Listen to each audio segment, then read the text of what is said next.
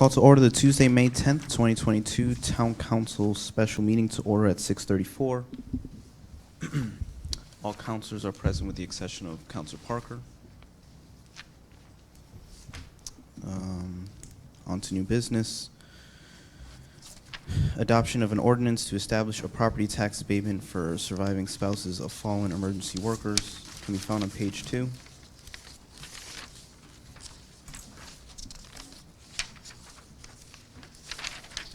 I make a motion recommending the adoption of an ordinance regarding tax abatement program for the surviving spouse of a police officer, firefighter, or emergency medical technician, abatement of property taxes for spouses of firefighters, emergency medical technicians, Town of Groton police officers, Groton Long Point police officer, and City of Groton police officers who die on duty while in performance of their duties.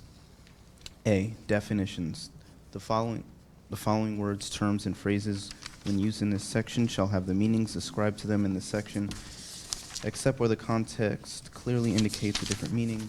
Emergency medical technician, EMT, means any person who is certified as an emergency medical technician by the State of Connecticut Office of Emergency Medical Services performing EMT duties full-time or part-time for any valid ambulance service provider located within the geographical boundaries of the Town of Groton.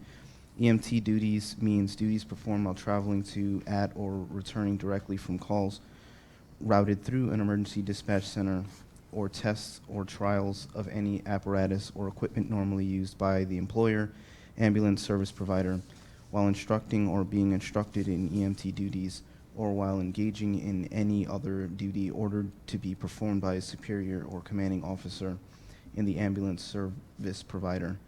Fire duties means duties performed while at fires, while answering alarms or fires, while answering calls for mutual aid assistance, while returning from calls for mutual aid assistance, while directly returning from fires, while at tests or trials of any apparatus or equipment normally used by the fire department, while going to or returning directly from such tests or trials, while instructing or being instructed in fire duties, and any other duty ordered to be performed by a superior or commanding officer in the fire department. Firefighter means any person who is a duly employed member of a state or municipal fire department and paid for the purpose of performing fire duties full-time or part-time for any valid fire department located within the geographical boundaries of the Town of Groton. Line of duty death means the death occurs while a firefighter, emergency medical technician, or police officer is performing an action solely related to performance of their regular work or as a part of it. It does not include deaths that could just have likely occurred while not on duty. Travel to and from the place of business is not considered in the line of duty. Police officer means a duly sworn member of a state or municipal police department serving in an official capacity, full-time or part-time with compensation, or a duly sworn member of the town police department serving the town in an official capacity, full-time or part-time, for any valid police department located within the geographical boundaries of the Town of Groton. Police duties means any action which an officer is obligated or authorized by law, rule, regulation, or written condition of employment of service to perform during regularly scheduled hours or other hours that qualify for compensation from the state or local police department. Surviving spouse means the person who was a resident of the town and married to the police officer, emergency medical technician, or firefighter at the time of the police officer's or firefighter's death. Valid ambulance services provider means any business, nonprofit engaged in the business of transporting sick, disabled, or injured individuals by ambulance to or from facilities or institutions providing health services. B.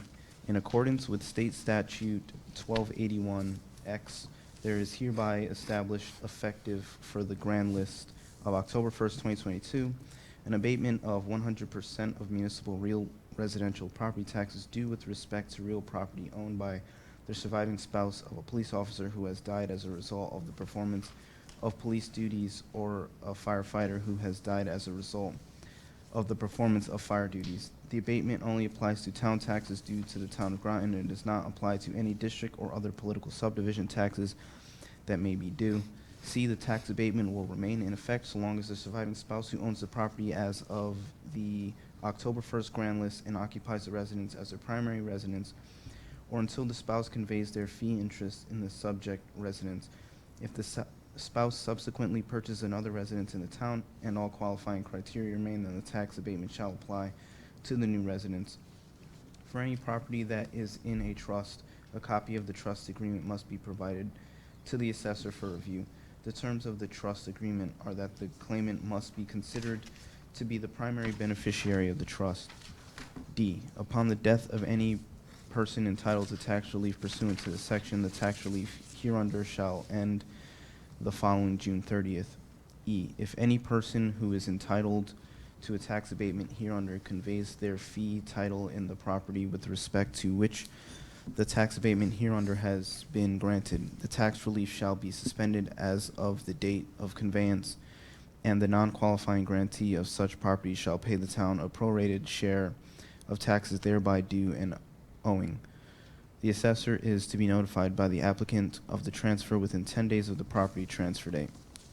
F, the property tax relief provided for in this section shall, in any case where title to real property is recorded in the name of the qualifying surviving spouse and any other person or persons, be prorated to reflect the fractional portion of such qualifying spouse, or if such property is a multiple family or multiple use dwelling, such relief be prorated to reflect the fractional portion of such property occupied by the qualifying spouse. A spouse desiring such abatement shall submit an application to the assessor requesting a determination as to whether such abatement is permitted. G, if such surviving spouse remarries, the abatement shall cease commencing with taxes on the October 1st grand list next following the date of such remarriage.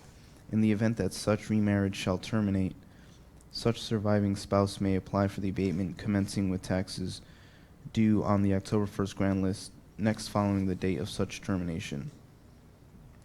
H, the surviving spouse's annual income may not be more than 400% of the federal poverty level for a single person family household as published annually in January in the Federal Register by the Department of Health and Human Services for the 48 contiguous states and the District of Columbia.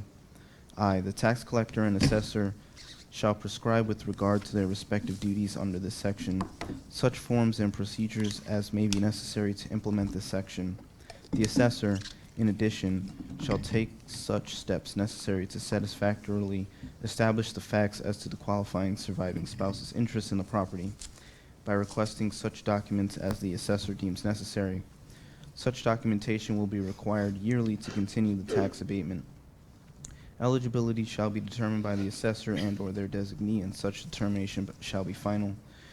J, no later than November 1st of each year, the surviving spouse shall complete and file with the assessor an application for the 100% abatement and attest annually that 1, they have not remarried since the death of their police officer or firefighter spouse, and 2, adjusted gross income as reported to the IRS for the prior calendar year does not exceed 400% of the federal poverty limit, by providing a copy of their completed Form 1040. Should be K. Should be K. Okay. This ordinance shall become effective on the 45th day after publication of the notice of passage of the ordinance and shall be applicable to assessment years commencing on or after October 1st, 2022. Ordinance to be referred to the representative town meeting. RTM, so moved. Kasseri, second. Moved by Melendez, seconded by Kassir.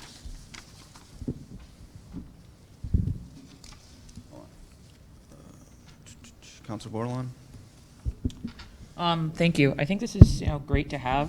I think there's some language in here, though, that could be down the road. When looking at ordinances, we should look at them in a way in which, what is this going to mean in 10 years, and making sure things are defined. I think some of the ordinances that we look back at now, we often say, how does this one line, what does it mean, and what were they trying to say? A couple questions or comments. Under section G, the way this is stated is this: the widowed spouse remarries, they lose the ability to have the tax abatement. Is that correct? Correct. And then if she or he decide to become divorced again, they can just go back into the beginning status? I'd have to look at that. That's what it says That would here. be my guess, but Right, so that's a little concerning to me, because normally under a lot of things like the state of Connecticut, like if you've been married for up to 10 years and you want to get the amount of like your spouse's pension, and once you remarry, you lose all that. Same thing with a lot of pensions with government and things, like you can't go back in retro, so I just would like some clarification on that line. Did the attorney look over that paragraph? Yeah, but it's been a while since Yeah. I looked at that. I don't know if anyone else has any comments, so, I mean, I can support this, but I think, like, from what I've seen on other things, once you remarry, you can't jump back into the previous status, so I just would like to clarify that from a legality standpoint, but I could be wrong. The other thing that I'm concerned with is, there's no support here for civilian police officers who work for the department, for the federal government, like for the naval base, that are, you know, sworn in and active police officers that protect our naval base, that are non-active duty members that reside in the town of Groton. John, would they be covered under this? Because it doesn't say such, and so. I don't believe so. I know we discussed that in the past, but it's been a while. Right, so I mean, I think if we're gonna say all, I think we should include that, as well as there's firefighters who live in the town of Groton who also protect and serve on the Navy base. The town council had decided to make it state or municipal police department. So the council, that came up before, and the council chose not to do that earlier. Okay, so what's our plan tonight is, It's up to the council. I Yeah. mean, it went through the public hearing. You could pass it tonight, you can make changes. If they're simple changes, they can be Yeah. made tonight. If it's, let's say you wanted to change the 100% to 50%, you're gonna have to have another public hearing to go back. So all depends on what you want to do. I would encourage the counselors to add in the civilian police officers who serve and protect on the naval base that reside in the town of Groton. And I also would look at that letter. I think we need to definitely, if the town manager stating that the attorney has not looked at line G in a while, I would encourage making sure that language is correct before proceeding. Other than that, I think it's great. Thank you. If we look at that, you should give some guidance on whether if you have a preference for when I go to them. Do you want it to, if you look at the law, it's super vague. It's like one paragraph, it's very small, so it could most likely be written how the council wants it. So, yeah, I'd want a little direction on that. Right, I also think it's just important, though, because this is gonna be a standard tax abatement, we should make sure our attorney, whatever our final draft is, is kind of vetted through them to make sure the language is, that they can uphold the language, since they're gonna be the one defending it. So I do think that that's an important piece. Thank you. Councilor Baumgartner. Thank you, Mr. Mayor. I think that is a valid point. I would also note, aside from obviously the Navy police, due to with the subbase, we have a plethora of state forces, whether it's Yukon Avery Point, the Yukon Police, certainly deep police with Bluff Point, and should anything happen to them in the line of duty, and say a spouse of theirs or their family lives in Groton, certainly feel like as if they should be entitled to that, to the surviving spouse tax abatement program. But aside from that, I stand in strong support of this ordinance. I did a little bit of research on kind of the evolution of the ordinance in the town of Groton. And while the city of Groton has had something very similar on the books for some time, it was well over 12 years ago where I could find articles about the council deliberating on very similar language and having a very difficult time supporting this. And there was some comment about, well, if we provide a tax abatement to surviving spouses of emergency workers, say firefighters or police officers, would that mean we would also have to provide a tax abatement to a plow truck driver who dies in the line of duty in, say, a really bad blizzard, or a Gold Star family? And while we don't have the enabling legislation to do that at the state level, it's certainly something that we can implore our local delegation to continue supporting down the road. But I think at a bare minimum, this is something we ought to do, especially considering this program is built to support people who don't expect to lose their loved ones in professions that can be and are quite risky. So I'd be remiss if I didn't mention, obviously, the advocacy of Fran Schneider, who is the widow of police officer Bill Schneider of the City Police Department, who died in the line of duty, and certainly keep him in our memory.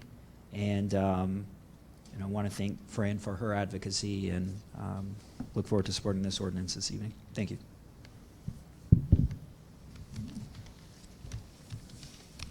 Councillor McBride. Thank you. I just had a recommended point. I'm not sure if you saw the email from earlier today. I had a question on the intent on this and the way it's worded. There seemed to be a little bit of questioning in terms of, does it open us up to any, heart and hypertension or other related potential liabilities down the road if the event occurs over time on the job versus specific to death on duty. So I sent an email to Town Manager Burt, and he came back with an email, I think he shared it with everyone, to change the wording in the line of duty death. The attorneys recommended a change from what it is here currently to the following. Death while in the performance of duty means the death occurs while the firefighter, emergency technician, or police officer in performing an action solely related to performance of their regular work or as a part of it.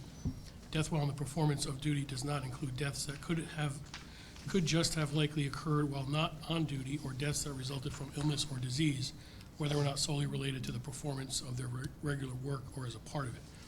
Time to and from the place of business is not considered performance of duty.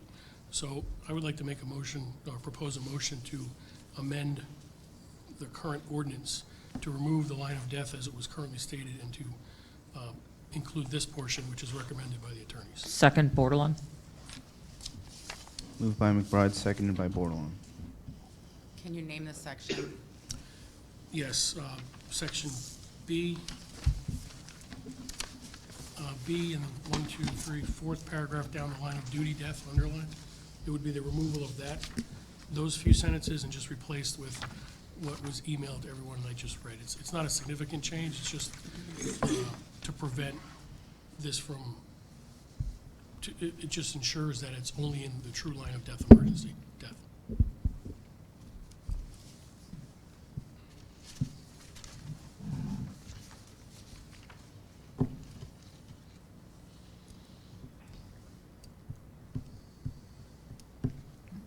Councilor Bordelon.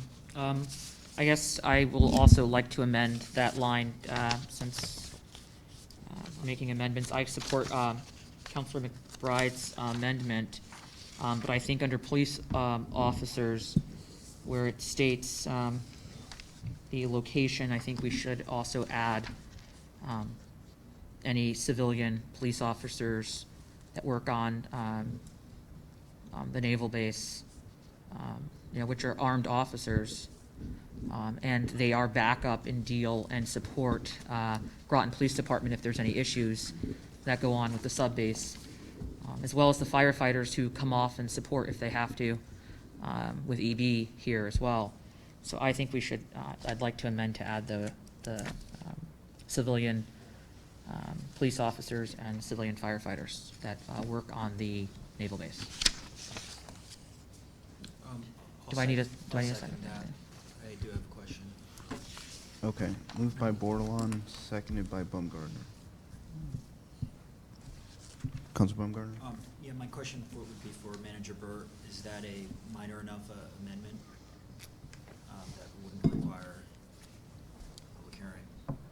I would just want to run that, there might be some contradictory language that has to be cleared up, so that's probably something, I can't say it for sure needs a public hearing, but it's probably something we'd want to have the attorney look at. All right. So we should. And on to that point, I know you had brought up the police, but also the fire department. I said that, yeah. I mean, I can't think of a department that responds to, or a professional department within Groton that responds to more mutual aid calls, especially in the western part of Groton than the naval base, so, or the Navy's fire department, but if we could get clarity on that, that would be helpful. Thank you. Councillor Jones? Thank you, Mr. Mayor. My question is, all of these job descriptions are all paid employees of the town of Groton, where the civilian, naval, police officers, and fire people are not town employees. They're No, probably that's paid not by true. the Navy Department, is that correct? Point of clarification, I just would like to ask the town manager a clarifying question to that response. Councillor Jones has the floor. Well, I just want to make sure the information is Councilor clear, Jones has because the not floor. everyone's a No, paid. no, I want, I can respond to that. Someone should. Yep. Yeah, it's not just town employees, it can be city employees, as well as Groton Long Point employees, any paid fire department employee in the town. So it's not just our own, divisions, so it is broader than that. they're all, the state of Connecticut, I mean, they're all paid under the auspices, the cover of Groton, where people paid on the Navy base are federal employees, I would assume, and might have a different benefit package or different things. Are we mixing two things together that really shouldn't be mixed together? I think that's just up to the council and what they want. All right. Thank you. Councillor Bordelon? Also, the Groton ambulance is not paid for, is that correct, John? By the town of Groton? It's not paid by the town of Groton, but they have paid employees, so they would be covered. Right, but I'm saying we don't pay their We don't pay salaries. their salary, No, right, no. they're But private. But they're covered under this, right? They're covered under this. I was Yeah. using that as an example to Mhm. speak to Exactly. Councillor Jones's response to the naval police that are civilian, that serve on the base as civilians and live in the town of Groton. They'd be no different than the ambulance personnel that we do not pay for their salaries. They're a separate nonprofit entity, not under our umbrella. We support them in our town and other ways, but they don't come out of our payroll. So I guess my question would be then, John, if this was something that we need to review to have that wording clarified and all that, would this have to be tabled or just no action on it? Right now, there's a motion on the floor Mhm. for it. So would I have to So you'd table probably it? Probably maybe postpone to a certain date. I mean, we could certainly get answers by the next cow. Which would be, Of course, this tables it for council though, so I don't know if I bring it right back to the next actual council meeting. Okay, hold on. yeah, because you guys scheduled a meeting, so I'm just looking for direction. Can we,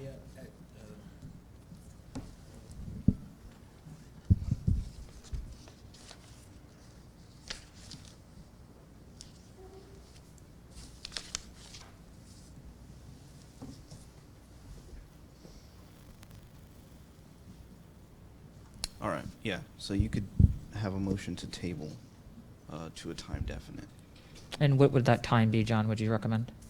Well, if you want to move along quickly, we Yeah. could add another special council meeting before on the 24th to give an update and Okay. I'll know what needs to be done for next steps. Like I said, you might need a public hearing again then. So you said on Tuesday, The next cow, the 24th, we could add a Okay. special council if the council wanted to do that. okay. I would table it to just exactly what the town manager said would be effective. That would move it in a timely manner and wouldn't hold it up. And just to make sure we have the attorney's opinion on everything and it's properly defined. What's the date? 24th? 24th. Thank you. Parliamentary question. Well, is there a second? second.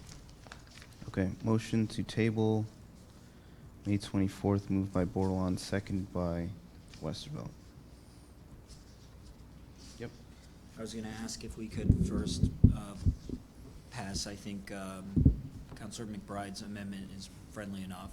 If we could simply just pass that amendment and then subsequently vote to table, that way we already have that amendment on the books. Do we And need that'll We have to- enable enough time to do the research to add in the provision for the federal firefighters and police officers. Right. No, I think we're gonna have to vote on the motion to table first, Okay.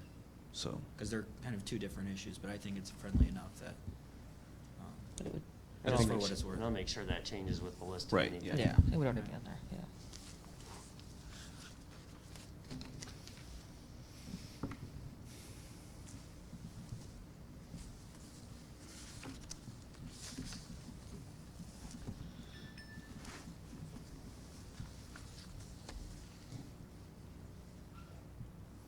Okay.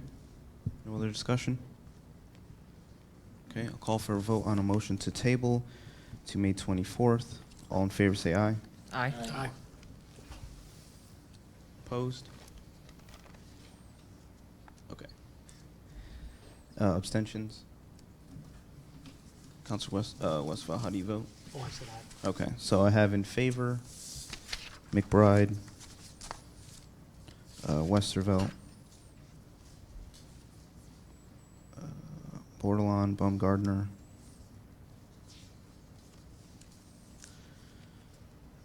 opposed Franco, Jones, Kasiri, Melendez. Okay, fails. 4 in favor, 4 opposed, 0 abstaining. Back to the second amended motion by Councilor Bordelon, which is adding the civilian police officers and firefighters from the naval base.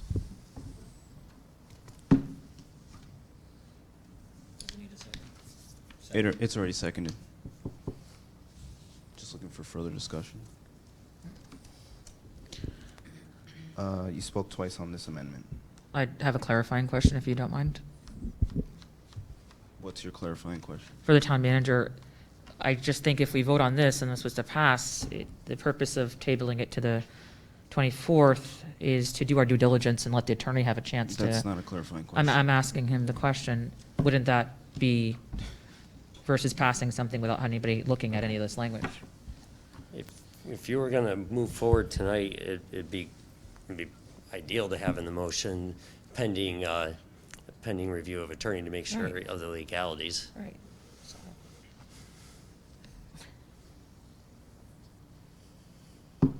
But, if you put it in there and it's not legal anyways, then, we're We're back pretty to much gonna square strike it out anyways, so.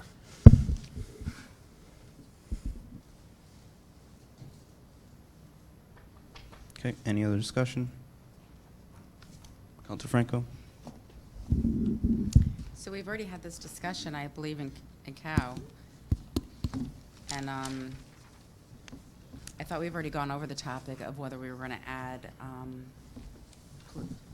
police and fire that work for the federal government, and the decision was against it. And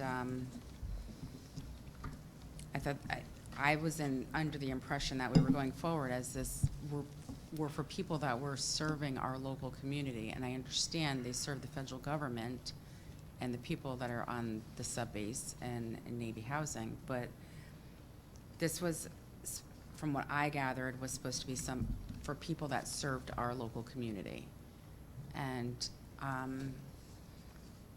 although I appreciate the civilian police that do work for our federal government, I think if it is controversial right now and not knowing if it's allowed by the state statute that we're under, I would venture not to vote in favor of it at this time, and go with what we had approved the last time, and we had reviewed all this last time, and go with what we had originally said, and that what went to public comment, and that what our community was commenting on. I think to come in after the public comment, when nobody has basically suggested this from our community, is I think just changing things at the last minute. Even though we decided this, prior to this, we decided not to go this route. So I would encourage people to go with what we originally had, with the amendment that Councillor Mcbride had brought forward. Thank you.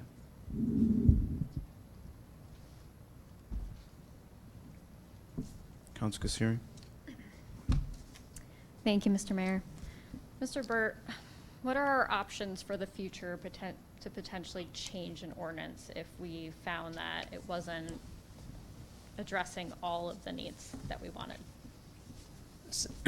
Same process, you do a referral, introduce it, obviously get a legal opinion as to whether we can do it. And then if you wanted to move forward, you'd hold a public hearing and to take comment, go to COW to recommend it, and back to council and to RTM.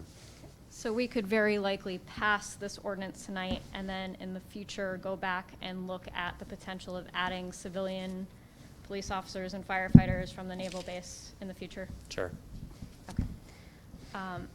That is what I'm going to ask the council to do tonight. I'm not in favor of slowing this down at all.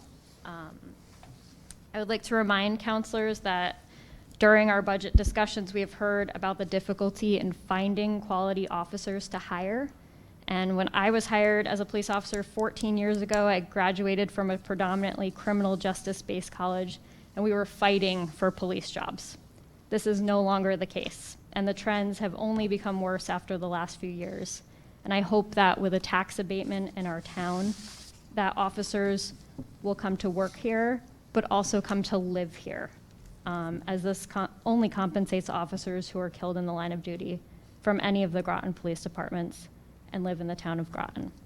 So I'm asking councilors to please pass this as is tonight, and if we feel like we want to add something in the future, we can do so. Thank you. Councilor Westervelt. Thank you, Chairman. I had indicated that I was in favor of tabling this just because I think if we can give it a little more information, I was in support of the idea of having civilian police on the sub-base as one of the protected classes of people, simply because I know how threatening their jobs can be. They're at risk from as much as our local police are as well. So waiting 2 weeks to kind of get it right and let the attorneys look at it again would not hurt anything, because I don't believe this is really going to take in or affect anybody until October of this year. So 2 weeks is not going to hurt anything. Thank you. Thank you. Councilor Baumgartner. So, the enabling state legislation states as follows. Section 12-81X. Municipal option to abate taxes of surviving spouse of police officer, firefighter, or emergency medical technician. The legislative body of any municipality may establish by ordinance a program to abate all or a portion of the property taxes due with respect to real property owned and occupied as the principal residence of the surviving spouse of police officer, firefighter, or emergency medical technician who dies while in the performance of such officers, firefighters, or technicians' duties. So the way I interpreted this is we could abate, quite frankly, any police department or any fire department's taxes as long as abate the taxes of a spouse of a fallen police officer or firefighter for any department that dies in the line of duty. Clearly in our ordinance, we specify that they have to be a member of our town's emergency apparatus, but I still believe that we are within our right to do so, and obviously pending a legal opinion from our attorney. But I would hope we can move into this direction, as I mentioned earlier. While there may be more limited civilian interaction with the Navy's police department, I would argue that with the fire department especially, there is significant interaction. I'd hate to be living in a community that doesn't have a paid fire department, which is a good chunk of Groton, and to have a fire and not expect someone to respond and to be helpful. And there's a really good chance it could be a Navy firefighter. Pequannock Bridge is also another paid fire department. The city of Groton has a paid fire department, but there are some firefighters in Old Mystic Fire Department that are paid, but the lion's share of the firefighting force in Groton is volunteer. And if there is a very bad fire, whether they're a volunteer or not, and in most cases, if they're a paid firefighter, they're going to be the ones going into the fire because they have the training and they have the certifications to do it. So I do believe this is important enough that it can't wait. It really needs to be included in our ordinance because should a tragedy happen in our town, I would want to know and ensure that those family members will be taken care of, and because they're going to be facing financial hardship, and if they own a home in Groton, that their taxes would be abated. And I say that because that is the whole purpose of the ordinance, is to provide a helping hand to families that are in need in the worst moment of their lives. Councilor Westervelt? I'd also like to just add that the statement for any valid police department located within the geographical boundaries of the town of Groton. The sub-base police are within the geographical boundaries, even if it is a federal reserve, it's still within the geographical boundaries of the town of Groton, as well as the same statement for firefighters as well from the sub-base. There's somewhere else in it, it says state or federal, I believe, or state or local, I think, that's what it says. Let me, I'm sorry, say that again, please. I think it's somewhere else in there, it's limited to state or local, I believe. It does say state or municipal police department, Yeah. but As it so was there are two written- contradictory things there. And Right it now, it is wouldn't in the include federal. geographical You're right. boundaries of the city, the town. Thank you.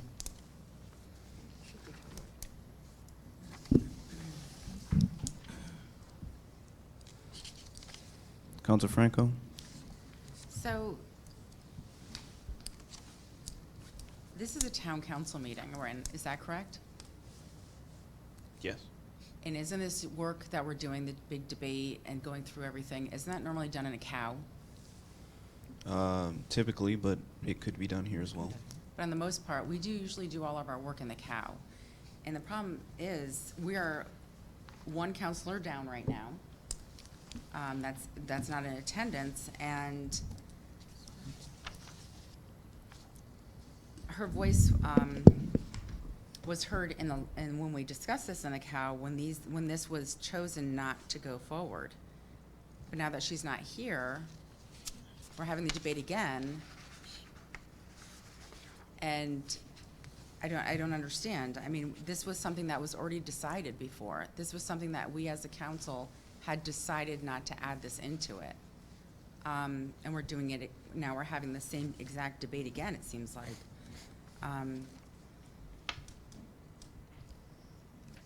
I think what went to public comment, a public hearing, what was written is what we had a plan to do, and what we told our community, this is our plan, and that's what they were given. And I really didn't see anybody come out and speak against it, and or request that these things be added. So I don't know why we're having a huge debate now when this was already settled prior to it going to public hearing. So again, I would just like us to go forward with what was here with the First Amendment, with the wording for liability issues from Councillor Mcbride. Thank you. Thank you. Councilor McBride? Thank you. As a compromise to try to move this along, couldn't we as a group, and I guess this is for Town Manager Burt, couldn't we as a group approve this as is with the understanding that there's several people that want additional work and potential edits that would come back again in a few weeks? So we could achieve everybody's objective, which is pass it for the people who want to pass it now, but make changes and bring it back for additional changes later. Once you pass it, it starts the clock on the RTM review. So if you passed it tonight, it's going to start that clock. So you've got one version going, and then if you go back and do something else, it gets a little, I wouldn't send one on, I wouldn't adopt one until you're ready to adopt it. But you can adopt it and make revisions to it. Sure, we were talking earlier more about once it's actually adopted, right, which is a longer process. If you're just going to wait a couple of weeks and change it again, then you'd hold it up anyways. Thank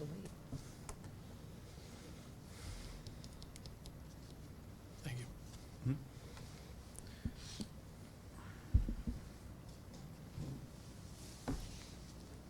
Point of information. What's your point of information? Mr. Burt, is this going to the RTM tomorrow? No, Okay. it is not. Thank you.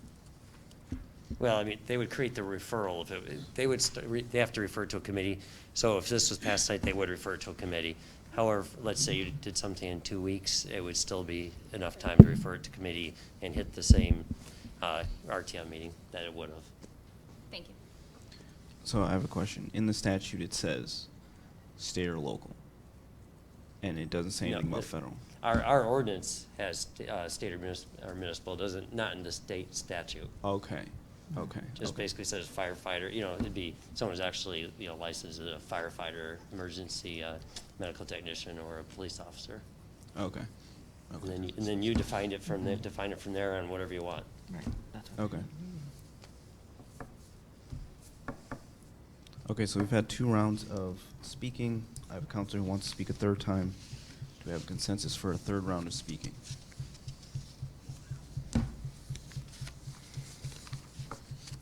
I'm not seeing a consensus for a 3rd round of speaking. Okay, so we'll vote on second amended motion to add civilian police officers and firefighters from the naval base. All in favor say aye. Aye. That's Westervelt, Bordelon, Baumgardner, Melendez. Opposed? I voted aye For 4? for the Okay. initial. McBride. Okay, I have against Jones, Franco, Kasiri. Okay, so that passes 5 in favor, 3 opposed, Jones, Franco, Kasiri, 0 abstaining. We're back to the first amended motion, which is Councilor McBride's motion.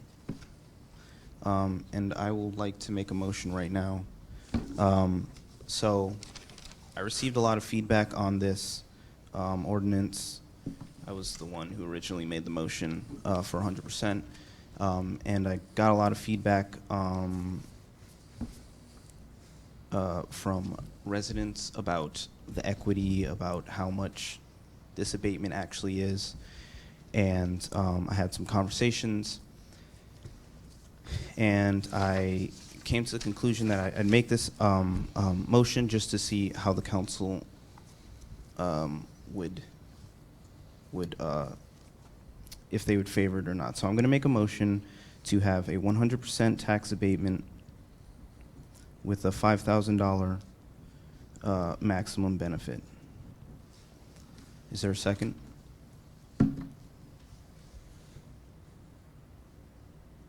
Okay. Seeing no second. We're back to the first amended motion, Councilor McBride's amended motion. Any discussion? Councilor Kasiri? Thank you, Mr. Mayor. Just for everyone watching at home or who is not familiar with what Councilor McBride brought up, Councilor McBride was concerned that potentially a line of duty death could include heart and hypertension. This is straight from our budget books.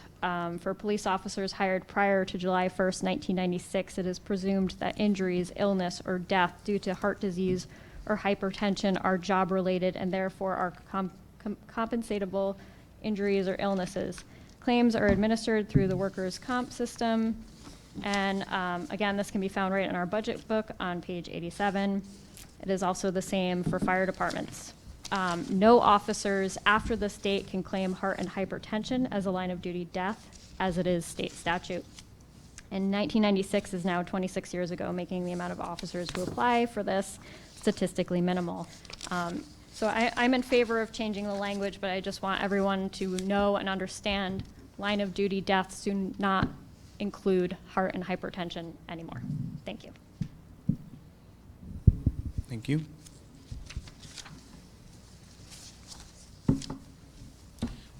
Councilor I McBride? guess just for clarification, my intent wasn't to say that they include heart and hypertension currently. It's that the language in this, as it was written, could open the door to potential heart and hypertension or other issues down the road if it's not related to on the job. That was, it wasn't that I was stating heart and hypertension. I know the law ended in '96, so my intention was to try to make sure we don't open that door for future heart and hypertension and related issues in the future.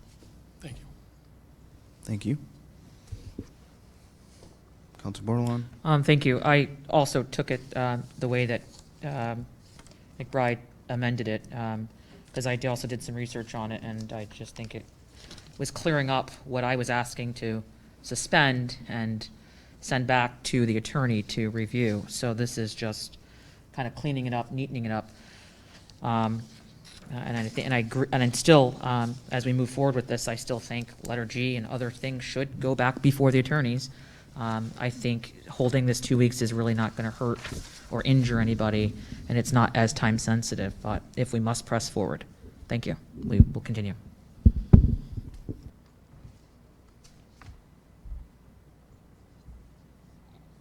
Okay. See no further discussion.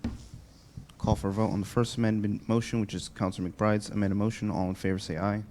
Aye. Opposed? Abstentions? That carries unanimously, 8 in favor, 0 opposed, 0 abstaining. So we're back to the main motion. It's been amended twice successfully. All in favor say aye. Aye. Opposed? Abstentions? That carries unanimously, 8 in favor, 0 opposed, 0 abstaining. Mr. Mayor, could you just explain what exact amendments did make it into this? Just for people watching at home to make sure. Councilor McBride's amendment of clarifying the heart and hypertension, and Councilor Bordelon's amendment of adding civilian firefighters, military to the ordinance. Now, Okay, good. Town Manager Burt, are you going to have to check if this has to go back to public hearing? Or does Yeah, I'll it not? double check. Okay. I don't think it will on this. Okay. But just let me double check. Okay. That's the end of our business. I'll entertain a motion to adjourn. So moved. Moved by Baumgartner, Second? seconded by Bordelon. All in favor say aye. Aye. Aye. Opposed? Abstentions? That carries unanimously, 8-0-0. We are adjourned at 7:22.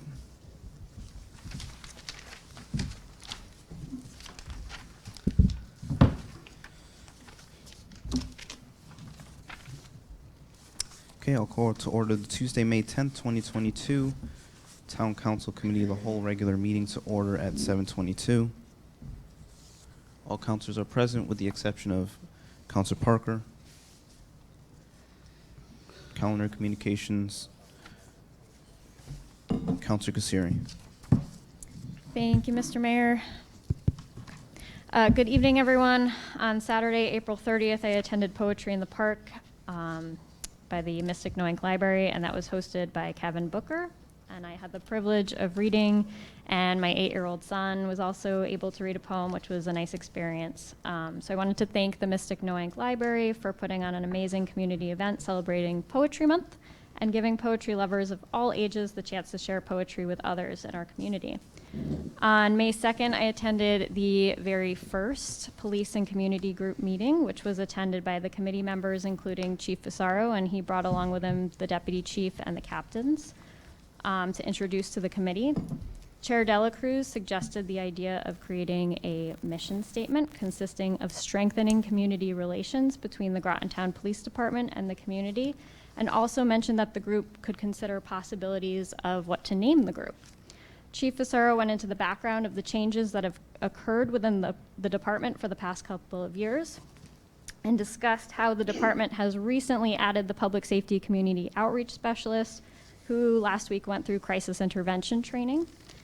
He explained that not only would our new community outreach specialists respond to crisis-related calls, but she will also be utilized for outreach for follow-ups with domestic violence-related calls and any calls relating to mental health or well-being checks or follow-up after a committal, and can even be utilized to de-escalate situations where residents may not necessarily want police interventions. And the chief went over the body-worn cameras, their policies being constantly updated on Power DMS, the department's desire to reach Kalia, as we've talked about, and stated that he was committed to offering the police and community group members the chance to see the police department trainings and offer ride-along opportunities. And I just wanted to commend Chair Dela Cruz on a very well-run and informative first meeting. I've watched the RTM budget review sessions, and for communications, I've received emails regarding the data center, Mystic Education Center, the nip bottle money usage, a thank you from Director Bradley for the poetry event, tax abatement opinions, and an invitation from Tammy Dela Cruz in her capacity as president of Community Speaks Out, inviting the council to Recovery Fest, which will be this Friday at Pequannock Plains Park. And there will be food trucks, special guest speakers, Narcan training, and fun activities. This event is being put on by Grasso Tech students named Students for Recovery, and their ultimate goal is to make Grasso Tech a recovery-friendly high school, and hope to see everyone out there this Friday. Thank you. Councilor McBride. Thank you.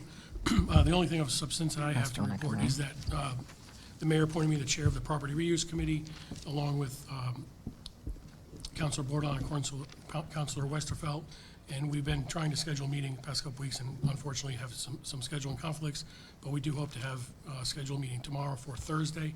The first meeting will be just the three of us to kick things off and to dig under the hood, and then we'll be moving from there, and we'll keep everybody informed as to its progress. Thank you.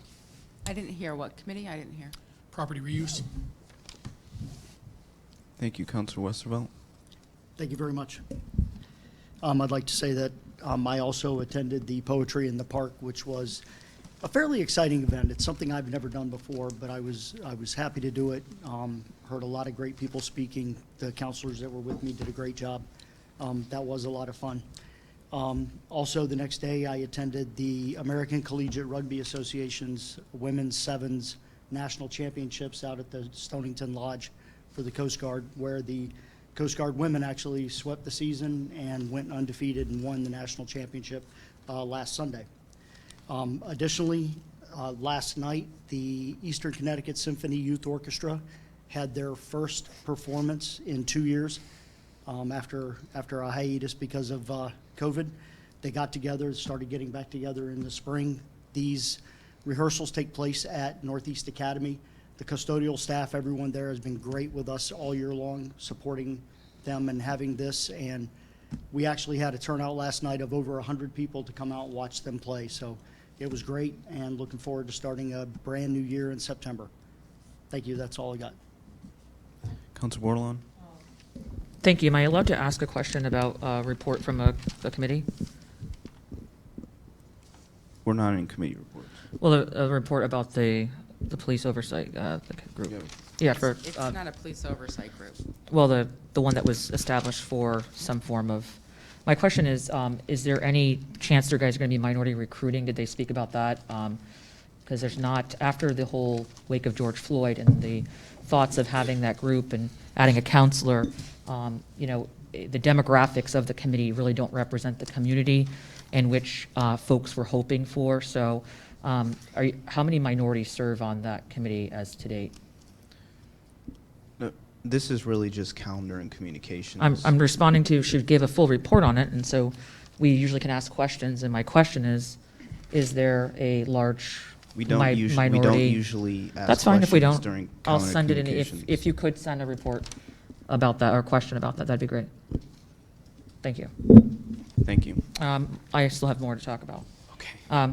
I just think it's, I can support that group, but I just think it, the focus of it should be minority recruiting and outreach, and unfortunately, in my opinion, the community on there does not, that committee does not reflect the community in which it was supposed to be. So I would hope that we start to look to minority recruit for that. So under calendar and communications, I attended the No Ain't Community Support Services fundraiser. They had their 50th year anniversary. They have local homes that support homeless youth between the ages of 18 and 21. also a few other homes for young women in our community. It was held at the Fireflies Farm. I keep mixing up dragonflies and fireflies in Stonington. A lot of folks turned out. It was beautiful. Some big donors came out, a lot of different prizes. If anyone's still interested in helping support a local agency, they still have a few raffles going on, and it's No Inc. Community Support Services, and it was formerly No Inc. Baptist Group Homes. That was so it was really exciting, and I encourage people to look at it next year. It's ever growing, and different ideas are coming out, but it was well attended by folks from the Groton, Stonington, and all over Eastern Connecticut. Thank you. Thank you. I too attended the Poetry in the Park put on by Mystic Noack Library. I want to thank them for that, along with Councillor Jones, Kassiri, and Westervelt. I enjoyed all their poems, as well as Councillor Kassiri's son's poem. In addition to that, I went to the DEI movie night. We hosted a movie. We had a good turnout, and we also gave away some free books. The movie and the books were themed to mental health awareness and their applications to equitable outcomes and access to health care and normalizing the discussion of mental illness. So thank you for the DEI committee for putting that on. And Councillor Baumgartner. Thank you, Mr. Mayor. I did not have the opportunity to attend the Poetry in the Park event. I was supposed to. I had a work commitment, but my incredible fiance was able to do it in my stead. So thank you, Kayla, for taking one for the team. And she commended the council and all the members for giving really awesome poems too. So especially Councillor Jones, as she liked the Russian poem. Let's see, we had a Complete Streets Working Group Committee meeting last week. It was our inaugural meeting. Big thank you to Director Hanover and Town Planner Jones for their participation. We will be meeting again next week, starting to talk about specific language around policy and ordinance with respect to complete streets, ensuring that our local roads are built and designed in a way that puts pedestrian and bicyclist safety first and foremost. So we'll continue to update the council as our group continues to do the work, and aside from that, nothing else to report. Thank you. My apologies for forgetting that, Councillor Baumgartner. Your fiance's poem was very well done. Councillor Franco. Thank you. I also received many communications by phone calls, texts, emails. I watched the the Personnel and Appointments Committee meeting, the RTM budget deliberations. I attended the Beautification Committee meeting the other day. Now that the weather's getting better, they're in the works of planning some murals, the sign planting on 117 whenever Public Works can get that into the ground. They're purchasing plants. They have a daffodil program that they're working on as well. They have a Clean Up Your Act campaign for 3 weeks in May, where they're asking residents to go out and clean up your road, clean up the front of your yard, try and make our community better, and it, takes a village. We had volunteers from Community Speaks Out cleaning up the John Kelly statue area. They have planned, and they are beginning the par 4 plantings out in the front there. It's actually considered the back of the building, I had heard, but it's by the road. The plantings are starting to go in now. And I would just like to, as a comment that was just made here during our council comments regarding the police and community outreach group, and after watching Personnel and Appointments Committee, and I would like you to, if our council didn't realize this. What came forward from the Personnel and Appointments Committee, there were no minorities on that group. They did not recommend any. So what we did as a council was vote to put one on. So as much as people would like to say they did their due diligence and they did their job and their due diligence, I have heard from people about the situation regarding the appointments, and my take on it is this. Personnel and Appointments had 13 candidates. They did not interview 13 candidates. They chose the ones they wanted, and they came forward. The council chose who they wanted. They also didn't do interviews as well. So there was no difference from what that committee did to what we did. We just chose different people for different reasons. And when I hear things that people insinuate there was no transparency in what the council did, I don't think there was much transparency on what was done at that committee meeting as well. When there were no interviews done, but there were selections, and I heard people saying on video that they were friends with the people they were selecting. I have issues with that as well. So as much as people would like to condemn other counselors for certain actions, there were other reasons as to why I chose the people I chose, and I think I did my due diligence, because everybody that came forward and that were selected were in the packet from the Personnel and Appointments Committee. They were one of the 13 that had an application in there. So we all had the information. The Personnel and Appointments Committee is an arm of our committee. We are liaisons to that committee. We get all the same information that they can get. So as much as people would like to condemn things, I would like to stand up and say, I voted to put a minority on that committee. So thank you. Councillor Jones? Thank you, Mr. Mayor. I also attended the Poetry in the Park event. It was also, for me, the first time I've ever reading a poem in public, so that was kind of a cool thing. I attended 2 events through Thrive 55. We had a walk through the Gunjawant property with about 15 people. It was a fun event to kind of see all the things that are up there. Also attended the pizza and dance party that we held at Thrive 55, and just wanted to thank the local restaurants for their donations of the pizza and the salad. And, so it was a lot of fun by everybody that attended. And as final, I just want to congratulate my daughter, Heather, and her new husband, Jordan, on their wedding this weekend, which was a big thing in our family, and had a lot of fun up in Vermont at a new wedding. Thank you. Thank you. Mr. Mayor, Yes. I guess there's some people can't hear on the YouTube. There's something going on Yeah, with the link. there's Liam, excuse me, Liam is aware of it. It's more of an IT issue. It's probably not something that's gonna be able to be resolved tonight. It'll be loaded up as quick as it can tonight. Thank you. Thank you. Point of information, What's your point of information? are counselors communicating with people outside of our council meeting? I suppose so. Okay, hold on a second. Okay. John got the same message I did, obviously, so. I asked the counselors, do not have communications with other counselors or with people outside of the meeting during the meeting. That's the end of that.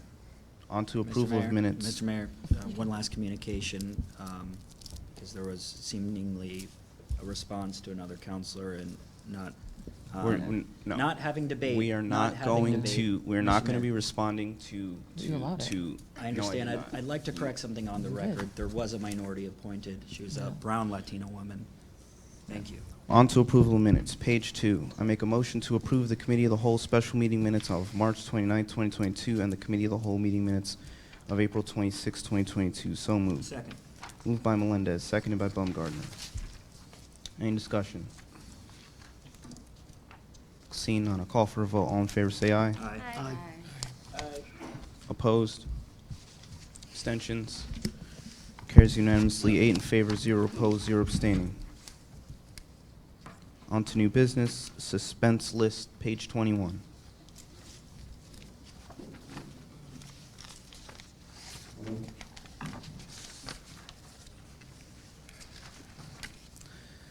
Make a motion to recommend a resolution to accept the recommended additions to the FYE 2022 suspense list. So moved. Second, Kasiri. Moved by Melendez, seconded by Kasiri. We have Director Landry here. Thank you.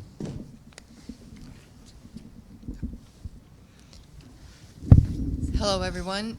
Joining me tonight is Melissa Mcguire. She's a tax collector for the town of Groton, and she's going to handle explaining the suspense list to you tonight. Hello.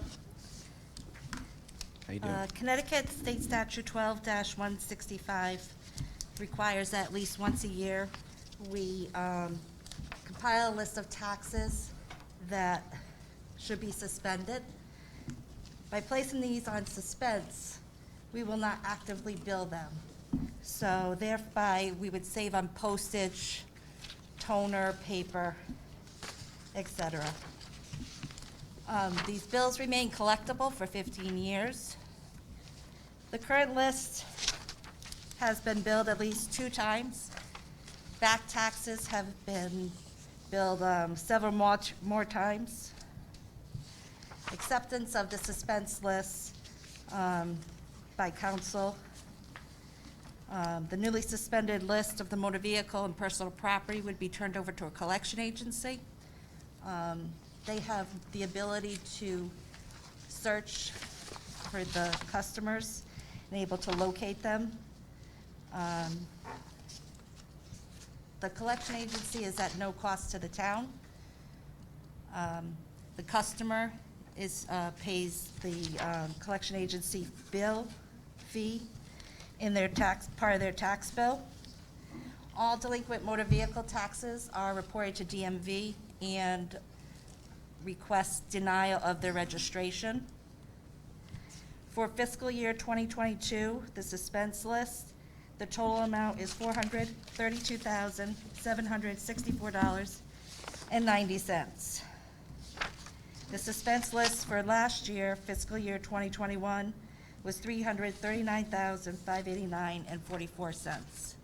The increase this year in personal property is companies going out of business, and the motor vehicle, we are seeing people moving out of state and return mail. Thank you. Thank you. Councilor Jones? Thank you, Mr. Mayor. So just some questions on, so this is really the excise taxes that aren't getting paid. Is that what they are? No, it's not excise tax. It's a motor vehicle, personal property, real estate, motor vehicle supplementals. Okay, so is it being billed from homeowners, or is it coming out of companies' vehicles? It's everything. It's on homeowners, company vehicles, businesses. And the big increase in 2020 is probably because COVID-related, companies went out of business, and is that? For personal property, yes, we did see a number of personal property, the businesses no longer operating. And the motor, go ahead. No, go ahead, I'm sorry. The motor vehicle, return mail, we get about 3 large trays of return mail in our office every July. People don't update their addresses, or for the sub-base is bad addresses. And just my final question is, how much success do you have in getting any of this money, collecting any of it? Oh, the collection agency uses skip tracing. They're able to locate the customer and get them the information in a timely manner, versus we don't have the ability in our office to skip trace. As you may be aware, skip tracing costs the town, or costs anybody that uses it, money. Right, so is there just more information, is there a percentage of this, like, out of this 432,000, is there a certain percentage that you will be able to get back? About 200,000 every year, between us collecting it or the collection agency. Roughly every year, 200,000 is collected. Okay, all right, thank you very much. Councilor Bordelon? Thank you. So what years are you suspending or trying to suspend? It goes back to, I believe you were given the breakdown. Yeah, I just want to clarify that I'm reading it correctly. Thank you.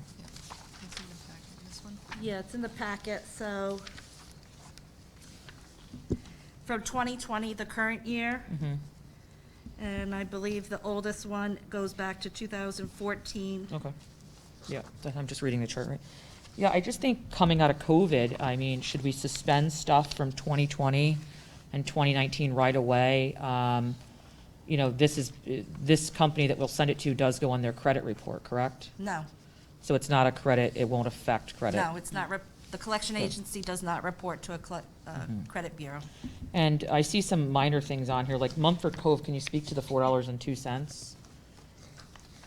It could be a deceased, it could be, return mail from Yeah. Mumford Cove. So do we have a policy in the town where something under like $10 or $5, you just, I mean, to send it off to another company, it just seems almost like more work than it's worth for anything under, you know, a certain price point. Well, the Mumford Cove would only be part of it. There would also be a town and a sewer district associated with that bill. Mumford Cove is just small because of the mill rate Yeah. value. So just coming off the heels of COVID, and we, you know, as we got these ARPA fund dollars to support people that are most critically in need, one of the areas in which a chart that I recently read were taxes. People haven't paid taxes on time because they're trying to pay off other things like keeping their car paid so they can get to work. I've seen this list before. I just have a little caution with sending it out right away, maybe the year 19 and 20, 2020, just to kind of give a buffer because, you know, we just hit a very strong, hard economic times. And if we can suspend stuff, up to how long back can we suspend things? 15 years. Right, so we can wait, so something, so I can see the benefit, but I just would like, kind of want to show some grace to the town that people are needing maybe possibly a little bit more time. People lost their business, you said some businesses closed. That's my only thing, is to give a little bit more of a grace period. If we left this suspension list as is, what are we roughly spending to put mailers out? So if you look at the pie chart, Yeah, I looked at that. if you can see just the return mail alone, Mm-hmm. I have no good address for these people. If it's coming back, it says, no, you know, they didn't do a forwarding. So you're looking at about 956 pieces of mail. Every time I send it out, you gotta think it's a cost of stamp. Then in the tax office, we have return service requested. So we get a postal card that would say, this is their forwarding address. This is where you can find them. That's 67 cents. So, I mean, it adds up So every what, time I send it out. so this pie is indicating that that's all the suspensions you're trying to send forward? Yeah, the 'Cause I- total amount is 2,546 accounts. I mean, I think it's great. I'm just asking the questions, just as I reviewed this. I mean, again, maybe the return mail, the 956 but I again still think that, yeah, send the other ones forward from the previous years, but maybe have a little bit of grace for a year or two. Maybe people are getting back on their feet, you know, post-COVID. And go ahead if you want to speak, Landry. I just wanted to mention that when we put it on the suspense list, we've basically exhausted all of our options for locating these people. It's mostly they're not here any longer. We don't have an address to reach them. So to just leave them as a receivable on our books when we could turn it over to Sure. the collection agency and get that money back in the town's coffers. Sure. How about but- the bankruptcy folks? Are you able to reach them? Because they're not on the return mail. Well, the bankruptcy, that's the court telling us Right. we can't collect it. So, Okay. So you're not suspending those? yes, we are. 5 accounts were discharged in bankruptcy. Okay. All right. Well, thank you for clarifying it. I don't know. I know, I've seen some towns where they actually have a thing where anything under $5, it's just not worth the time to send out, but, Well- it's just, you know, suffer here for $4.02. I don't know. It seems a little, But again, that $4.02 is just the fire district. There could be, I can't even imagine, you know, $100 that's due the town. Yeah. And another $5 due the fire district, Well- excuse me, the sewer district. Thank you for all that you guys do. I was just seeing if there's any way to hold and giving people more time if there was a chance that they could be reached, but you guys have clarified it. Thank you.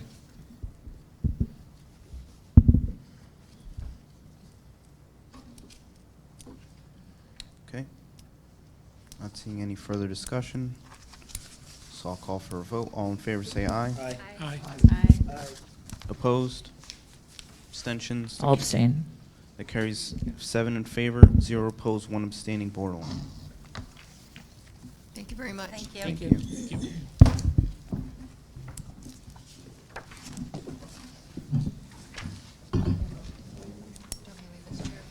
On to excess property redevelopment, 517 and 529 Gold Star Highway properties, page 29.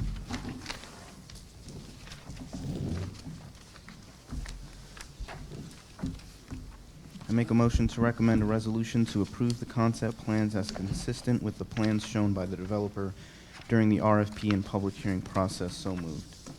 Second, Franco. Moved by Melendez, seconded by Franco. We have Director Reiner with us. Welcome. All right. Good evening, everyone. We're putting up on the screen, the attorney for the developers is here tonight, as well as the developers. Bill Sweeney, if you want to come up. Paige Bronk is also here tonight to answer any questions if they come up. Very briefly, the Gold Star Highway property, we've been before you a number of times on this, once most recently to introduce AR Builders to the council.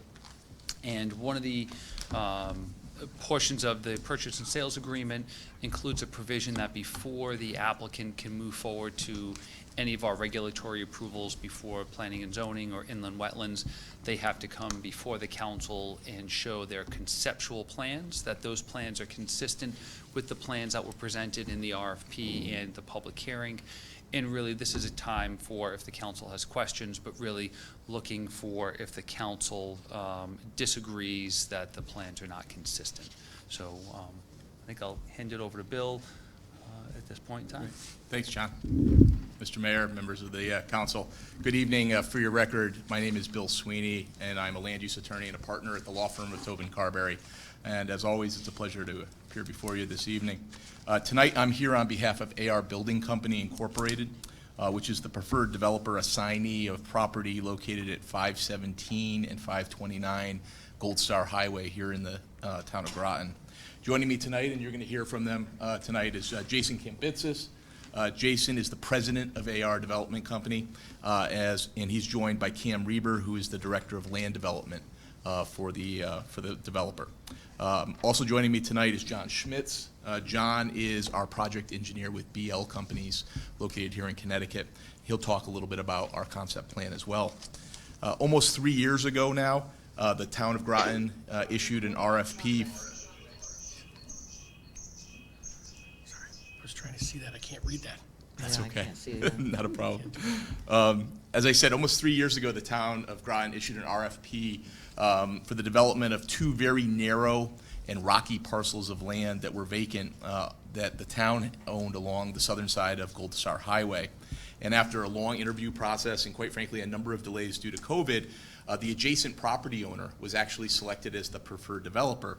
And that developer had, that property owner had put together a development plan for the property in the RFP that used a partner developer company to construct approximately 300 units of multifamily housing on a single development parcel, which was basically the town land combined with the private land. So sort of an unusual concept.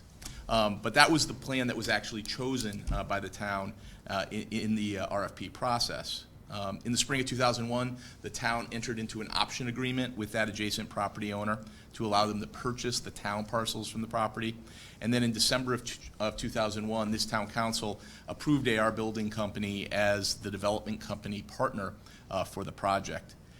In the very few months since December, AR Building has moved very quickly with its due diligence activities. It's completed its wetland delineations and survey, and it's actually done a lot of engineering that you're going to see the beginnings of today, and putting together a final concept plan to share with the council. We've also met with John Reiner and Deb Jones and the planning staff on the concept plan and got their feedback and made some revisions as well. We're now prepared to proceed to that final permitting for the project to go to the Wetlands Commission and to the Town Planning and Zoning Commission. But the option agreement does require us to come back to you. And you might remember just recently I was here for the Colonel Ledyard School. It's almost the same exact process. It's the same contract form. So again, similar to the other agreements that you've reviewed, the council's role tonight is really to take a look at what was in the original RFP and what we want to go forward with and make sure that the plan is, quote, generally consistent with the original development plan for the property. You're going to see that original plan used almost every square inch of the property in question. And it was really put together without the benefit of a survey or wetland delineations or any geotech.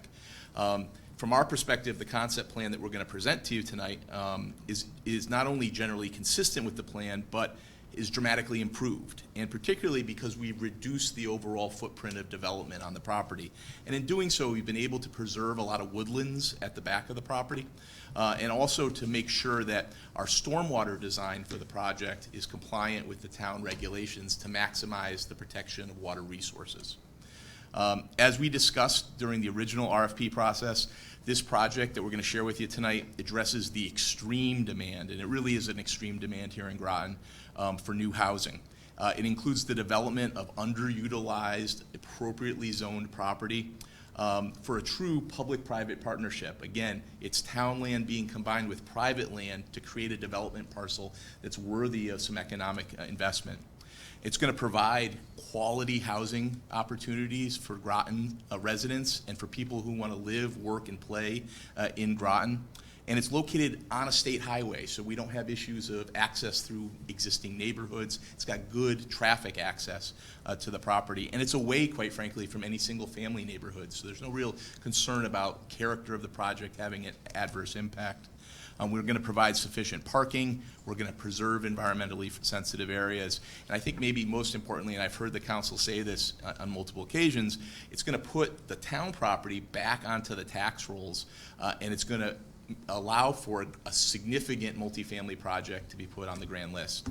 And as this council is aware, multifamily development, particularly of the quality that AR Building constructs, and they've already done a project here in town on North Pleasant Valley Road, is this type of project has very few school-age children, has a very low demand on town services, and therefore those kinds of projects have a really good positive impact on the town's overall finances.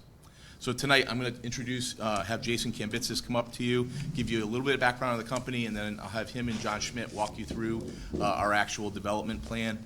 Again, I would remind you that your charge tonight is to compare our proposed plan with the original RFP concept plan and make sure that we're on the right track with that. And with that confirmation tonight, we can now proceed to the next step, which is the local land use process. Thank you so much for your attention. This is Jason. Hello, Jason Kambitsis, AR Building. Thank you all for having us here tonight. I'm a little distracted by the Jolly Ranchers, but and thanks, Bill, for the introduction. We'll go over the project here. So, a little background on who we are. AR Building Company is a company started in 1968, Pittsburgh, Pennsylvania. We're a multifamily builder, developer, owner. We have over 9,000 units in 10 states. When I say we're a builder, developer, owner, we design, we build the projects ourselves with our staff out of Westerly, Rhode Island, and we manage the properties. We don't sell anything. We hold for our portfolio. We're not a merchant builder where we build something and sell it. Over the course of 54 years, we've sold maybe 300 units in the entire portfolio. So these are really built for us and built for our own private portfolio. Throughout New England, we started up here about 7-8 years ago. We had 0 properties here. We now have over 1,000 units in Connecticut and Rhode Island and have another 2,500 under development that we're building here. Most recently, we had a project we just got approved in Brookfield, Connecticut. We're building another one next to our property we have in New London, Mansfield Road. We built 104 units, building 86 next door. We just opened a property of 137 units in downtown New London, Connecticut, called the Docks. Of course, we have Pleasant Valley right down the road from here, 132 units, and now we're looking at this 324 units. So, you know, it's interesting. We can go into town and kind of say who we are. You can just go down the road and see what we do. I think, you know, we've worked with the planning staff here in the town, and I think we've made an exemplary community of high-quality residences in Groton. Next slide. So this is an overview of what they look like. On the left there, of course, Pleasant Valley Apartments on Gunjiwamp and right by the base. 60 Mansfield Road, which I just spoke about. It's 104 units, New London, building another 86 behind it. And on the bottom right is Reynolds Farm. That's in North Kingstown, Rhode Island, about 45 minutes north of here. That's 225 units. You can go to the next slide. And then, of course, here's the docks. And with this and the last one, you can kind of see our use of materials. We use brick. We use AZAC trim. We have vinyl siding at the higher areas. We use these materials because we build them for a portfolio. We like using brick in our buildings because it's a long-lasting material. That's why we like to have the bases of the buildings all be brick or stone. We want to make sure that we don't have any mold issues, water issues, things like that, and they stand the test of time. You know, brick buildings 100 years ago are still up. These brick buildings will be up, and we intend for them to look identical as they do now. I mean, that's why we build them the way we do. You can see the kind of community space on the right there. That's in the docks. Every community we have, depending if it's one big building or multiple buildings, we have a fitness center, on-site staff, maybe a community room. The bottom left, you'll see the interiors of the units. We use vinyl plank flooring, floor-to-ceiling windows for a lot of natural light, granite countertops, stainless steel appliances. All of our units have in-house laundry. And again, these are all elevated buildings. So what that does for us is it gets people from all demographics. People that want to have a luxurious experience, not walking up steps or outside. We get older people that come in. They don't want to walk up steps. They want to live in an apartment. And so we attract people from all backgrounds. And of course, on the right there, every apartment we build has a balcony or a deck. We view that outdoor space and the light is a big factor in our success. People want to have that, and we build to accommodate that need. You can go to the next slide. You know, as Bill stated, you know, here's the property here on Gold Star Highway. Bill kind of hit the nail on the head. We don't have single-family homes around it. It's kind of at the end of a retail corridor, a corridor that could use a little more help. It's got great highway access. You're very close to 95 when you come out of here, and it's on a state road and a very wide state road, so we don't see major impacts or anything regarding traffic in the community. Of course, we have to go through all the traffic studies and things like that, but this was really made for development. It's a very good location for that. You can go to the next slide. Of course, there's the topography study, and this is where it gets into, as Bill talked about, the original plan had buildings all over the site. That was a conceptual plan. You know, that plan said, hey, everything's flat and we're going to put a bunch of buildings on it. What we're going to show you is what you actually can build on the site. When you talk about the wetlands and you talk about the topography, you talk about the ability to access the site. Plans often come up and they just say, wouldn't it be great? The plan I'm about to show you is really what we could do. You can go to the next slide. Again, conceptual plan, as I just stated, kind of shows buildings all over the place, kind of disregards what's actually happening on the site, and just puts buildings everywhere you can go. If you go to the next slide, you'll see. So we made a more compact space. We're using less of the property, and that's because of the topography, the wetlands. Towards the back of the site, it starts to fall off. We're thinking about all the engineering that goes along with it and the stormwater, and you can actually see when you come in, our containment on site, we're using that. Not only is it for stormwater, but you have some open water on the site. You know, it's much more pleasurable to look at. We've centered the community center right in the middle of the property, so it's within walking distance of everybody. So this is 324 units. We have 534 parking spaces. The breakdown amongst the units are 114 studios, 114 one-bedrooms, and 96 two-bedrooms. That kind of 2/3% of one-bedrooms and studios is something that we found works throughout the country, but it also works in this community. We're finding a lot of people, whether they're in the base or electric boat, they tend to want to be in these smaller units. Since we don't build 3-bedroom units, it's really for single people or couples are really what are attracted to these units. And again, this is a very similar mixture to what we have on Pleasant Valley Road. And so we think that works here perfectly. If you go to the next slide, you'll see the elevations. Well, typical floor plans.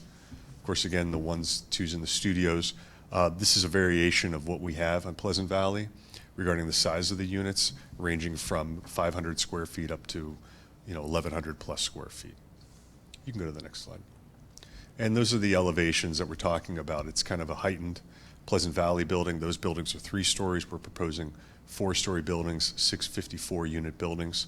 Very similar materials, layout. We actually think these units are probably even more attractive. We have our end units, which are very successful. This is a building that's similar in design to what we have at Reynolds Farm in North Kingstown. So you can go to Pleasant Valley and look at those buildings, or you can go to Reynolds Farm and go to North Kingstown. Anybody who wants to go, we can set up a private tour. You can go see the units, look at the site, check out the landscaping, which we're adamant about, and really get a good feel of the property. And I think that's the last slide we have. So I think with that, we're open for any questions. Happy to talk about this in depth. Thank you. Thank you for that presentation. We'll open up to council discussion and questions. I just want to remind the council that discussion should be limited to whether or not concept plans are consistent with the RFP and the public hearing process. Councilor Bordelon? Thank you. Thank you for your presentation. My quick question, I just want to make sure my notes are correct. Mhm. The Pleasant Valley is how many stories? 3. And this proposal is? 4.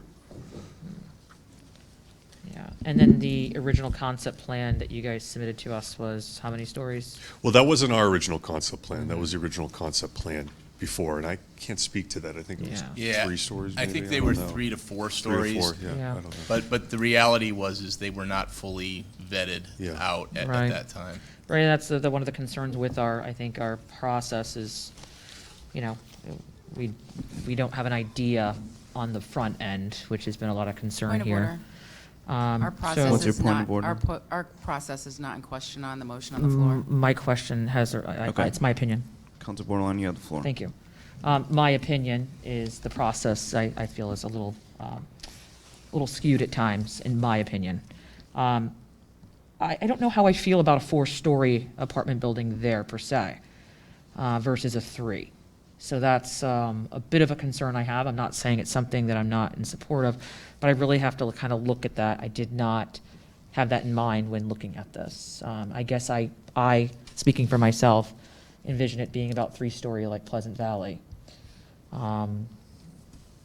Also, I know this is the basic plan so far, but I know with the Pleasant Valley, my big push is as we start to bring in new development in this town, we should be looking as how are we going to see ourselves in 20 years. So looking at the Point of order. conceptual degree with the Councilor Bordelon? brick that you Councilor brought Bordelon? in. Yeah, sure. What's your point of order?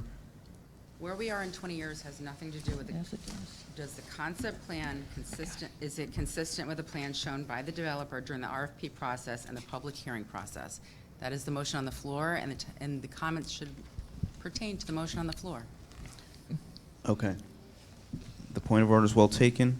Please restrict your comments to whether the concept plans are consistent with the public hearing process. Thank you. I don't see how asking about the brick and looking at the 20-year projection and the materials that he's using is out of line. May I continue talking about the brick? You can continue comparing what they've presented today, in And- comparison to what was in the RFP process. Thank you for that, Mayor. Everything I stated has been in comparison to that, so I'm a little confused. Again, with your structure, I apologize, with your structure and the brick and looking at things, I appreciate that you're looking down the road. With these materials that, are just the highlight so far, I mean, this is the basic concept, is there any thought for any environmental protections, like any solar lighting in the parking lot? I know with some of your other units, I haven't seen a ton of that yet, but I just think what I would like to see and what I'm hearing from the constituents in the community as we build these new infrastructures, that we start to kind of think globally. So that's one of my thoughts. Yeah, I think that, we always kind of look to that. And I would say that if you look at ours and you look at a lot of other apartment complexes, most of them, we don't see the solar. The reason for that is we run into a lot of situations where if you have the solar, then you become a utility provider, or you're producing the electricity, which is very preventative in a place like this. Having stuff in your home is one thing, having an apartment complex is another. It is something we have looked at, but we run into a lot of issues to do that, and have seen that with a lot of other apartment complexes. I will say, we are designing our communities to be EV ready. So when we do the engineering and design, we design it so as electric cars come on, we'll have 40% of the parking spots ready for that when they do, and have maybe 5% of them on electric already. So, we're thinking about that because we see that as something that's not going to happen, but something that is happening. And so we're designing them so we don't have to come back 5 years from now, 10 years from now, rip up the parking lots in order to have those in. And we're not only designing where the spots are, putting the conduit in, we're designing the electrical systems for the transformers to meet that need. So that is something we are thinking about and That's doing great. right now. Jason, can you talk about energy efficiency in the units too? Well, yeah, sure. I mean, for us, one thing is to say, well, hey, people pay the utilities on them. Well, having a high utility bill is a big issue for people. So our buildings are built to an extremely high energy efficiency standard. When you have this versus anything else, we talk about these are electric units. We don't have any gas in them. We also, have the highest level of windows. We don't use cheap windows. It's something we go and we look at all the other ones, and they're not great. Ours are the highest, very high standard, and the insulation, everything that goes along with that. Everything we do has to have a blower test, and so we're very adamant about that in order to make sure we pass all those things. I mean, these buildings are highly efficient. Anything that's built today is more efficient than what was built last year or the year before that. So speaking to that, I would say these are very efficient units with very low energy bills. Thank you. My last question, I appreciate all your responses. Any talk of with the electric bike charge stations along with the car charge stations? What I'm seeing out west is they're doing more where they're putting the car charger. They're also doing electric bike charge stations as well, especially being close to the I think EV. if that's a need Yep. that we see, I don't see that as being an issue to connect that. I mean, Perfect. really, it's at this point, it's the conduit. It's Yep. the what's going to where a box would be, whether it's for a car or for a bike. Yep. And those things are going to change over time. That's why we don't want to invest in a bunch of stuff right now and find out the efficiency has changed 10 years from now. So, but nothing's precluding us from doing that if that's a market demand that people want. Sure.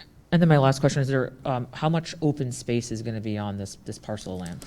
I would say that I don't have the calculations in front of me, and I don't even know if our engineer, John Schmitz, does, but what we're doing with this one versus what was approved from a conceptual plan is preserving a tremendous amount of open space compared to what was there before.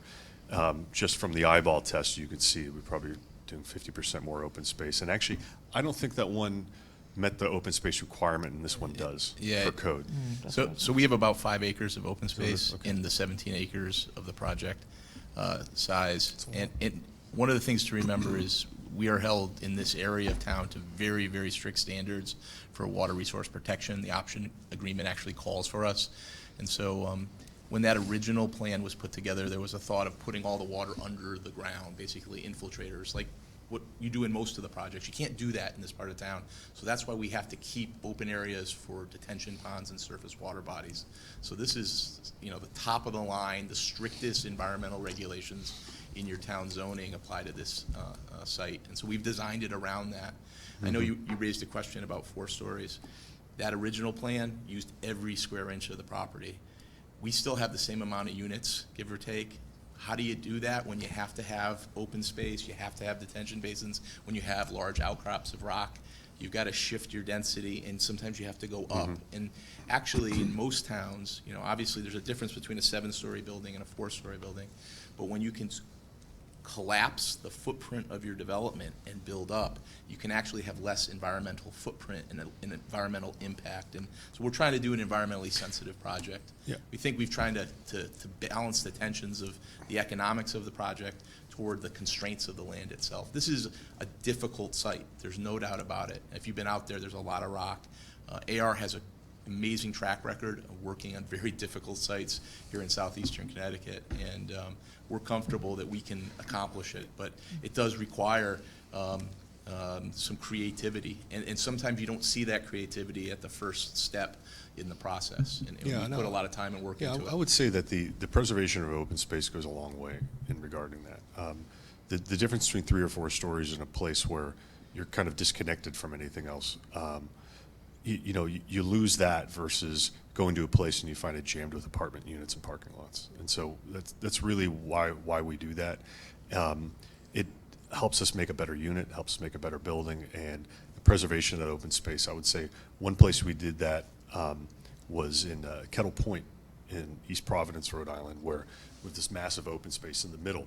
And you can go on our website and see it. And really what that did is originally it was designed at 3 stories full of apartments. We opened it up and really made a much better community that way. And that's what we'd like to do. Well, thank you for all your answers. Thank you. Oh, you're welcome. Thank you. Councilor Franco? Can you show me the before Yeah. plan and then what you are presenting today? Yep, they can put it back up again. Thank you, I We'd appreciate be it. happy to. Back to the internet.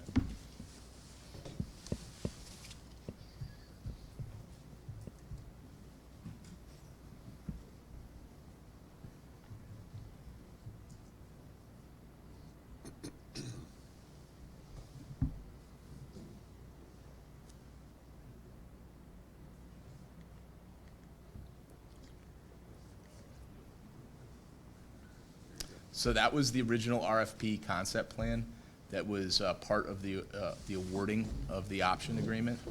And you can, so this plan was without the benefit of a survey, without the benefit of wetland, without the benefit of geotech, which is the study of the actual soils and the rock on the property. And so that was the original one, and this is the new plan, the plan that we're proposing, where all of that is sort of moved toward the center, and that rear portion, or the area that's on the southern edge of the site, is left green and an open space. Yeah, I would just, that's really what I was going to say, is that, we have this large preservation of open space, the stormwater here and here, which frankly is much more attractive than what it was.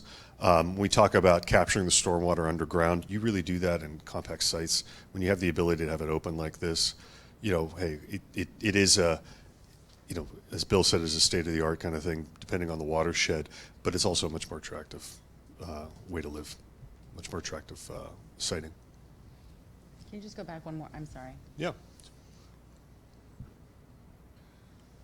So here, currently, this is where stormwater is going. Stormwater is going here, here, and here. And right now, it's just full of parking lots and buildings.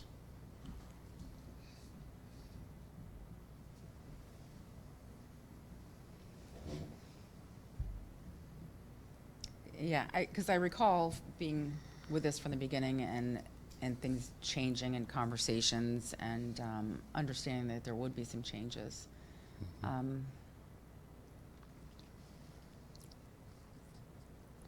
It's just visually, it's hard to look at this one and then look at the next one and comparably, compare. I've been doing this for 20 years in different capacities, not just as a lawyer. I was a town planner like Deb Jones and John Reiner for many years before that. And in the development process, and I think this is sort of the frustration that Councillor Bordelon talked about, is in the early stages of a project, we call them cartoon drawings, and that's really what this is. It's an idea. We have a boundary of the land. We have a potential building, which are effectively rectangles. You lay them down and you try to connect the thing and say, this is sort of what we imagined we could build. But as you actually get into the property, and when you look at, this is a really important, this is the topography. So the dark areas are the knobs of rock, and the lighter areas are the depressions. This is not a flat piece of property, but it's a really rough and rocky and narrow piece of land. And so when you get in there and you start actually figuring out what you can actually develop and the cost of it and what's practical and feasible, plans like this become real when they get to be plans like this. Yeah, I would add that I think if anybody was going to do the concept plan, they would have come back and had to have changed it. I think that there was a concept, here's our idea, and then went to this. Now, we do things a little differently. We would present this because this is, we spend a little bit of that time up front to do that. But anybody who would have done that, it would have changed. You couldn't have built it the way it was. It was very, back here especially, you wouldn't have been able to make it work. Okay, all right, so overall, in general, it's going to be less buildings, potentially 1 story taller, is that what you're saying? And Yeah. that's,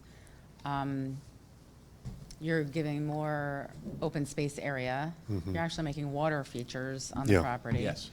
And I Same remember use. something of, like, there was talk of, no promises, I can recall, there was a potential of a dog park.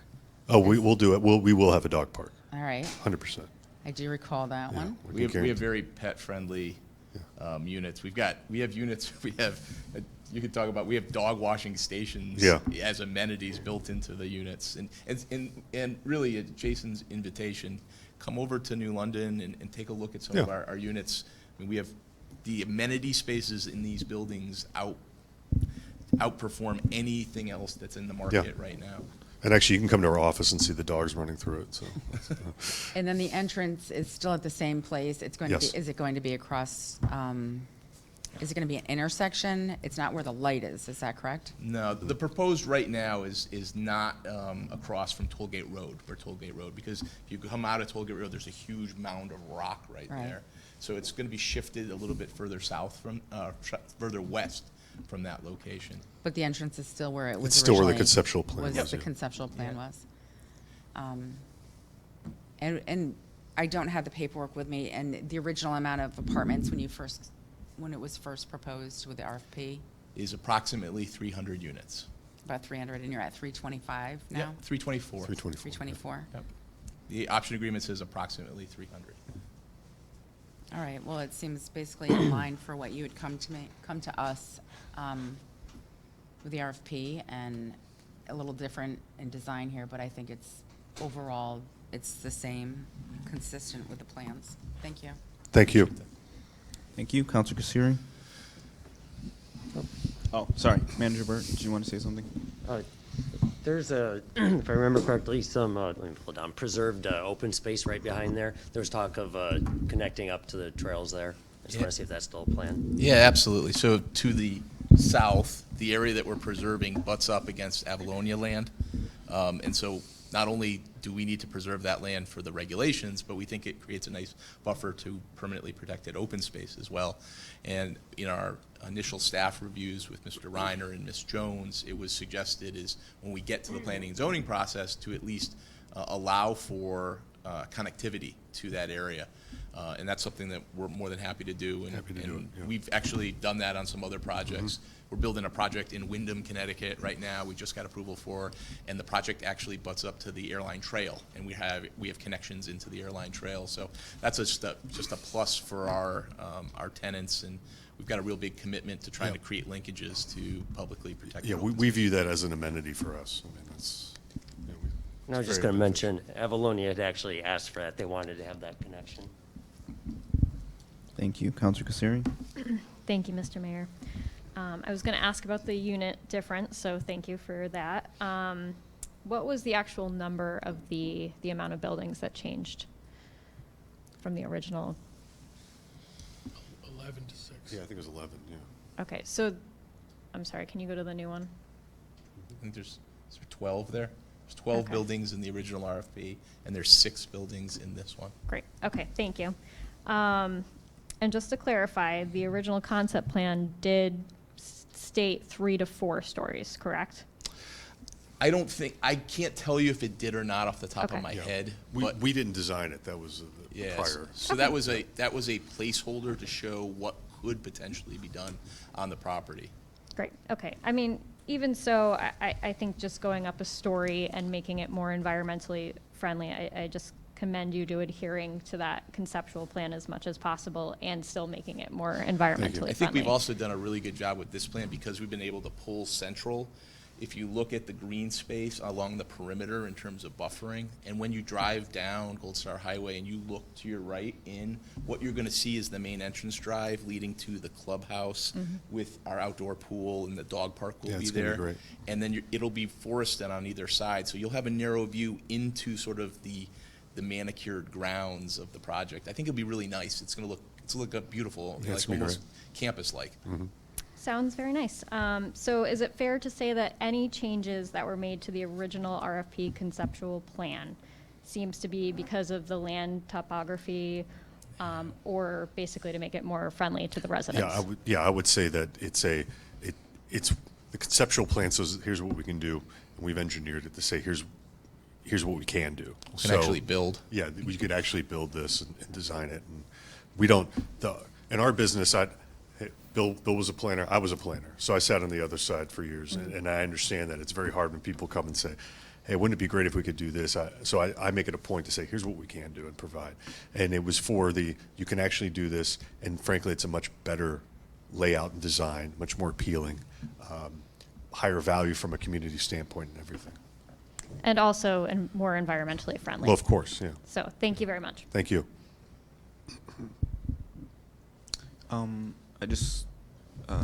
Manager Burt, is Councillor Jones' hand up? I can't see.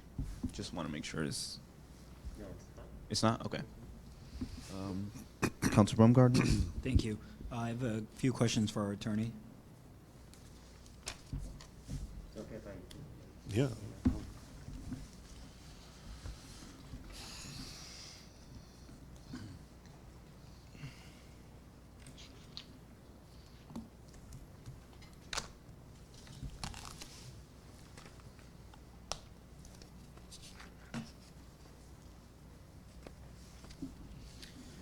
Thank you. Hello, Attorney Callahan.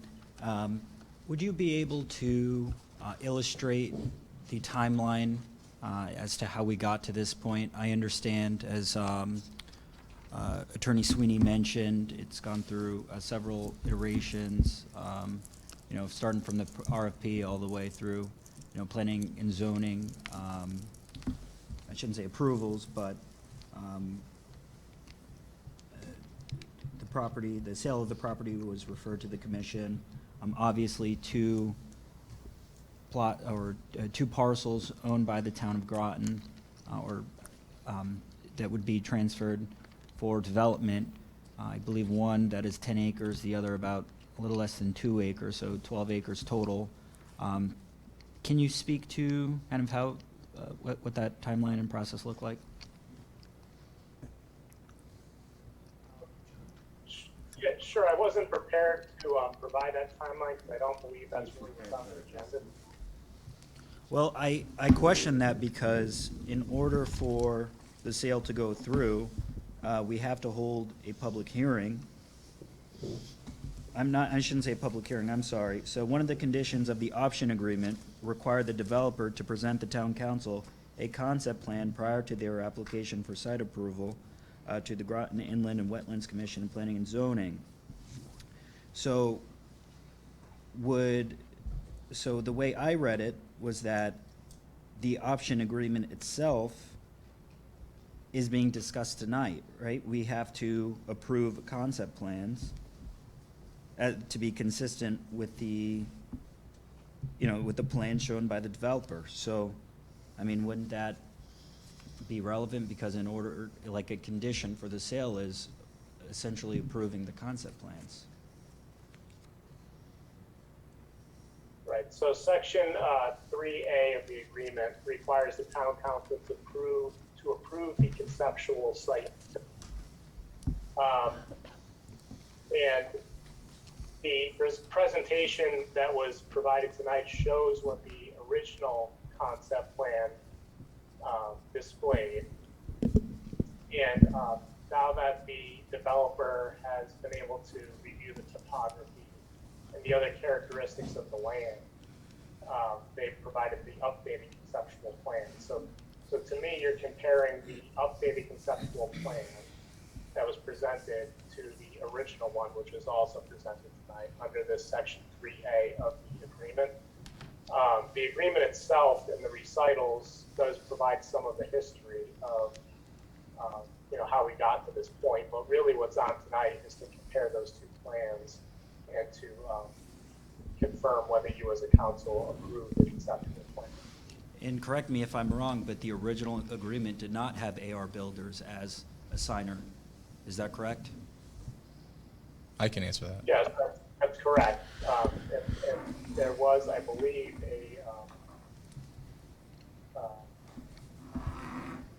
language in here that allows the agreement to be assigned to AR Builders, which is not on the agenda tonight either. And again, just to clarify, the town council, because of the way the agreement was written, the town council, since that agreement was signed, obviously now AR Builders is a party to that, but our council never approved AR Builders being a party to this agreement. Is that correct? That's not correct.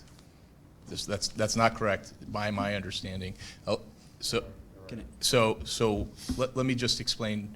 So the original agreement had a different developer partner, a company called Lennar Multifamily Communities, who ultimately that I'm familiar with. Who ultimately pulled out of the project. Yes. The option agreement has a provision to replace that developer partner if they pull out. And so in December, this fall, AR Building came in to become that developer partner to take the place of Lennar. And this came before your council in December, and where you had to make a finding that they were a bona fide multifamily developer per the requirements of, I believe it's section 23, could be wrong on the number, of this agreement. And that was made on, I think, on December 15th of 2021, which inserts AR as Lennar in this agreement. So that did come before the council. There was a background check done on AR, and then that came, and that was actually, we got written confirmation from the council that had happened, and then we were released to start the due diligence so that we could get here tonight. So that it absolutely went through the council. And that's where was part of my hang-up, the issue with Lennar. Because in most development agreements we've signed, it seems like it's kind of one party with, negotiating with Groton, and it just seemed like there were a lot of changing hands. And I get it. That's kind of the nature of the beast. And the reason why it's different, Councillor Baumgart, and I think this is a really important distinction, is typically in those agreements you have town-owned land that's going to the developer. But the town-owned land here is really undevelopable, or it would be almost impossible to develop on its own. And so in the RFP process, that got determined. The people who were doing the RFP for the town realized that, and that's why the adjacent property owner, who has the frontage along Gold Star Highway, was chosen, because the property is really only developable through the amalgamation of the private and public land. And it was, we proposed as part of the RFP a somewhat unusual scenario where the adjacent property owner would win the RFP and then work with a development partner, today AR Building, to develop it, because it wouldn't be able to be developed otherwise. So it is a little bit of a different wrinkle. It's a slightly different process than you're typically accustomed to. But I think it fits this particular situation because of the unique conditions of the land that's in question. Excellent. How many doing for time? 20 seconds. 20 seconds. Excellent. My last question is, do you intend to utilize a PLA for construction, project labor agreement? We haven't discussed that at this point. Well, I certainly hope you do. Certainly supporting some of our local building trades and local workforce. Yeah, Thank you. we use most of our contractors are local contractors from the area. As far as an agreement for that, everybody we get usually comes from here, whether it's land, guys, labor, everything. So, Thank you. Councilor Bordelon? Thank you. It would be really helpful if we had that RFP, like the agreement attached in this packet. John, is there a missing page perhaps? The agreement is not part of our discussions. Right, but I think it's, as the attorney's flipping through it over there, I think it's important that this is something we did months ago, and I think it's really helpful to have all documents in front of us when we're reviewing stuff like this. We're targeted with and tasked with looking at the conceptual agreement being as such, but, you know, tonight, we were not given another part of that with the revised new, you know, I just think it would be, it's pertinent to the thing to have that here, and I'm just questioning as to why we don't have it.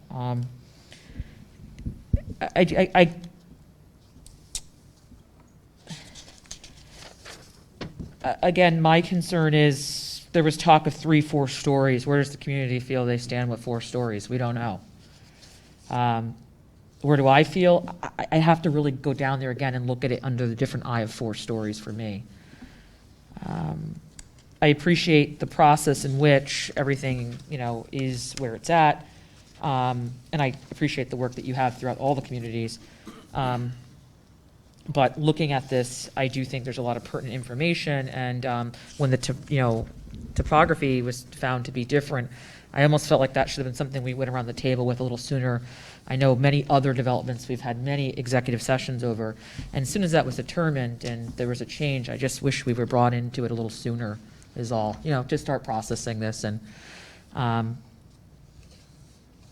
looking at that, I don't know, there's a couple missing pieces. I guess to the attorney,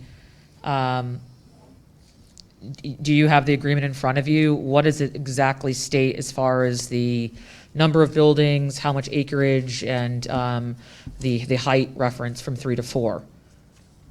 Our town attorney. So the recitals of the agreement talk about a multifamily development containing approximately 300 apartment units with parking and related amenities. Mm-hmm. And then it attaches a conceptual plan as Schedule C. And that's, I believe, what was shown to you earlier tonight by Attorney Sweeney. I would agree with Attorney Callahan. That is the limit of what the option agreement and the recitals talk about. And there's nothing about the stories in there? I mean, I can go digging for it in my email, I guess. I don't see any reference to stories in the document. And how many units is this proposing with this new structure? With this layout proposes 324. So 24 more. Well, 24 more than 300. It wasn't a hard and fast number of 300. It was approximately 300. Mm-hmm. And again, I think again it's based on sort of the uncertain nature of what could be developed there at that time that the RFP was actually issued. There's 304 in the original the concept presentation. Mm-hmm. So it's 20 more, not 24 more. Okay. 20 more, okay. Yeah, it just would be great to have all that stuff added in here to reference as we go through it. To Attorney Callahan, do you, with that kind of change in layout, do you think that there should be some more public input?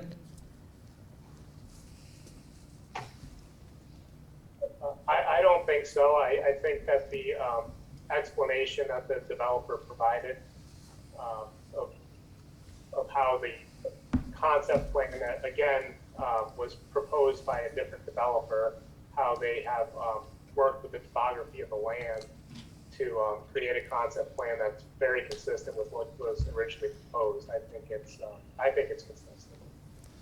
Remember also, we are still subject to approvals from the Wetlands Commission and the Planning and Zoning Commission. 324 may not be the final number that gets approved either. And certainly there is the review process and the public meeting process through that as well. So again, tonight is really about, is the plan not completely consistent, but is it generally consistent with what was shown in the original RFP? All that does tonight is gives us the go-ahead to move to the next step, which would be to go to the town, go to John Reiner's folks to begin that process. Right, and I just don't have the RFP agreement in front of me, you know what I mean? Like, I think I'm trying to review the RFP in conjunction with what I saw and what I'm reading, and I don't have that in this packet. That was not given to us part of the review. Conceptual plans were shown. Conceptual, but the written verbiage. Burt, can you put the conceptual plans back up? But the written verbiage is an important piece to the conceptual plan, as the attorney over here is referencing it several times. it's important that counselors have that to reference along with the visual conceptual plans. So just a little concerning with that. Nothing against the developer, but I think it should be added. That's where we hit these problems with some of these developments in the town, is that we just sometimes aren't given all the information on the night of. And again, I ask that it's nothing to do, it's not the developer's fault. It's the town side. It should have been put in our packet tonight to sit here and talk over. Thank you. Council Westervelt. John, can you resend that again to us, please? Yeah, it should be And just sent. to note, these packets do go out, and you get them over the weekend, so if you look at them a couple days beforehand, we can certainly add stuff and get them out in plenty of time. Thank you for that. Yeah, the council needs to take some ownership on that. Thank you for that suggestion, Manager Burt. Council Westervelt. Thank you very much. I just, for clarity's sake, and Director Reiner, you can correct me if I'm wrong, but when the original agenda item came to us, I guess it was December, there was no action required by the town council. We actually had no authority to disapprove AR or the change at all. You had come in as a courtesy to tell us what the change was going to be, and so we accepted that, knowing that there was no action required by the town council. So it's not that we approved you or disapproved you, it was just a courtesy to let us know that a change was being made. And they did show us the original concept plan at that time, but we had not seen this, but that's just my recollection from that meeting. Thank you. Thank you. Council Franco. So the motion on the floor is to recommend a resolution to approve the concept plans as consistent with the plans shown by the developer during the RFP and public hearing process. So, as I recall, back when we were doing all these contracts and we were reading through all the contracts for the different school properties and everything else, I had said, well, wait a minute, what happens if you're producing this right now and we approve you, but then when it comes time for you to go to planning and zoning and wetlands, you come up with a whole different plan by the time you get there. And I'm like, what happens then? And it was basically said, well, it could come back to you. And I'm like, well, how is it going to come back to us? This is the process of how it comes back to us, to make sure that what they basically came to us with isn't drastically different, that they're not building, like a 20-story building when they said they were going to do 10 residential homes. I mean, like, this is what we're supposed to be looking at. It's like very basic. We've given all the basic approvals. We've approved everything. We've had the in-depth discussion on whether, all these things that what you should do for water runoff and all these concerns that we had. You've done all that. So now what they're doing is they've come to us to say, hey, we're about ready to go get our approvals. Make sure that this is what we basically had the agreement with. We tweaked some things, we changed little things, but here it is. Is it consistent with what they basically what we approved to begin with? And to begin with, we said, yeah, about 300 apartments. That's about it. It's using the same entrance that they had basically came and told us about. I would have loved it to be at the light, but it didn't happen. So, but that's not what you originally came to us with. It was talk in the beginning. There was a lot of talk in the beginning of things that we would like, but basically this is consistent. And that's all we have to do tonight. We don't have to talk about anything else other than, is this consistent with what they came to us originally with? And it says in here, the plans shown by the developer, not the wording and everything else. Is this basically consistent with what they showed us? And it is. I don't know why this is really being such a hard discussion tonight. And I would just hope that everybody's just gonna thank them for coming, as they're supposed to, and approve this so that they can go on and get their next approvals. Thank you. Councilor McBride. I do want to thank you for this presentation. It's very thoughtful. It looks exciting. And I agree with Councilor Franco on the consistency factor. But a couple things. The more open space than before, you check the box. The initial footprint compared to new, you check the box. The units, you check the box over 20, I guess, or somewhere around there. One question that didn't get answered was, do we know the size of the square footage of the original plans? You had said 500 to 1,100 for this. Do we have any information on the original plans, or too detailed? Okay.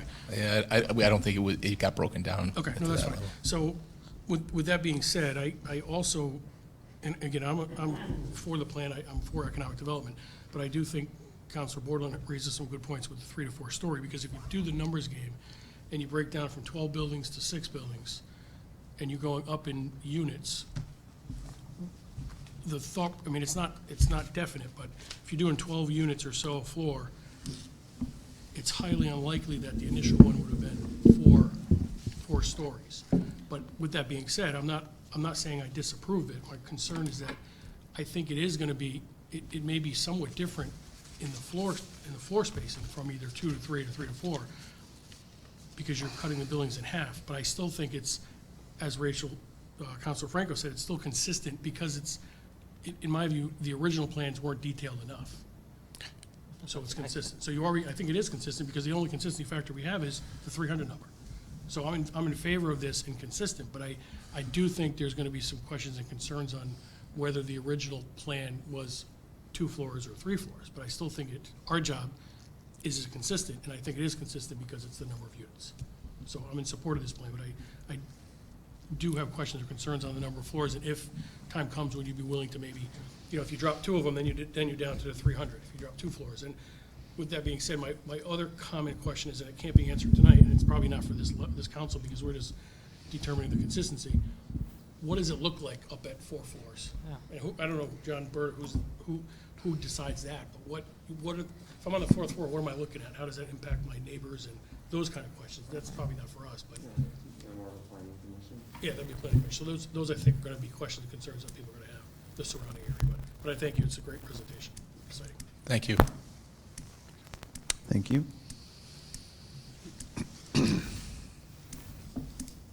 Okay, I'm not seeing another discussion. Does Councilor Jones have his hand up? No, I do not. Okay. I just have a point of information or clarification. You have, we have, Councilor Bordelon, you've spoken twice. I just have a clarifying question for the manager, if I may. We're gonna move. Is there consensus for the council to have a 3rd round of speaking? I'm asking for a clarifying question, not a 3rd round, please. Don't see consensus for a 3rd round of speaking. All right. That's just where I don't. So, seeing no further discussion, I'll call for a vote. All in favor, say aye. Aye. Opposed? I'm going to abstain. Abstentions? That carries 7 in favor, 0 opposed, 1 abstention. Bordelon. Thank you very much. Thank you. Good night. On to miniature liquor bottle tax. Can we take a recess? Recess, please. 10-minute recess. We'll be back at 8:56.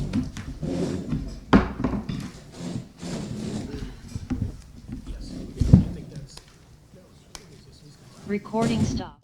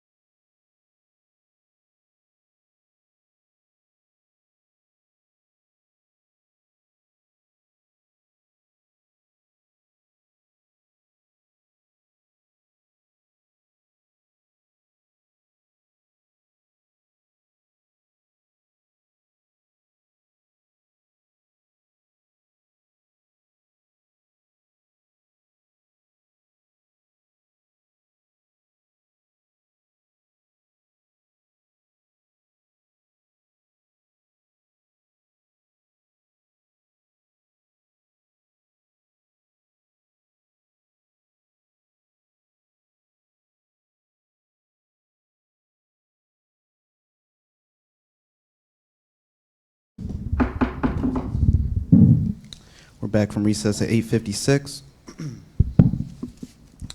On to miniature liquor bottle tax, page 30.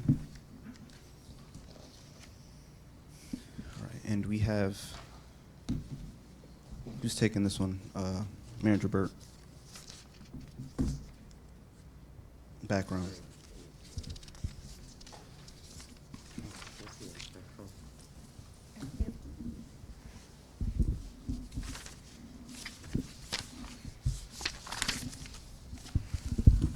Sorry, my voice is going out from a cold. In the fall of '21, the state passed a law that required a 5-cent surcharge on every miniature liquor bottle, often called nip bottles.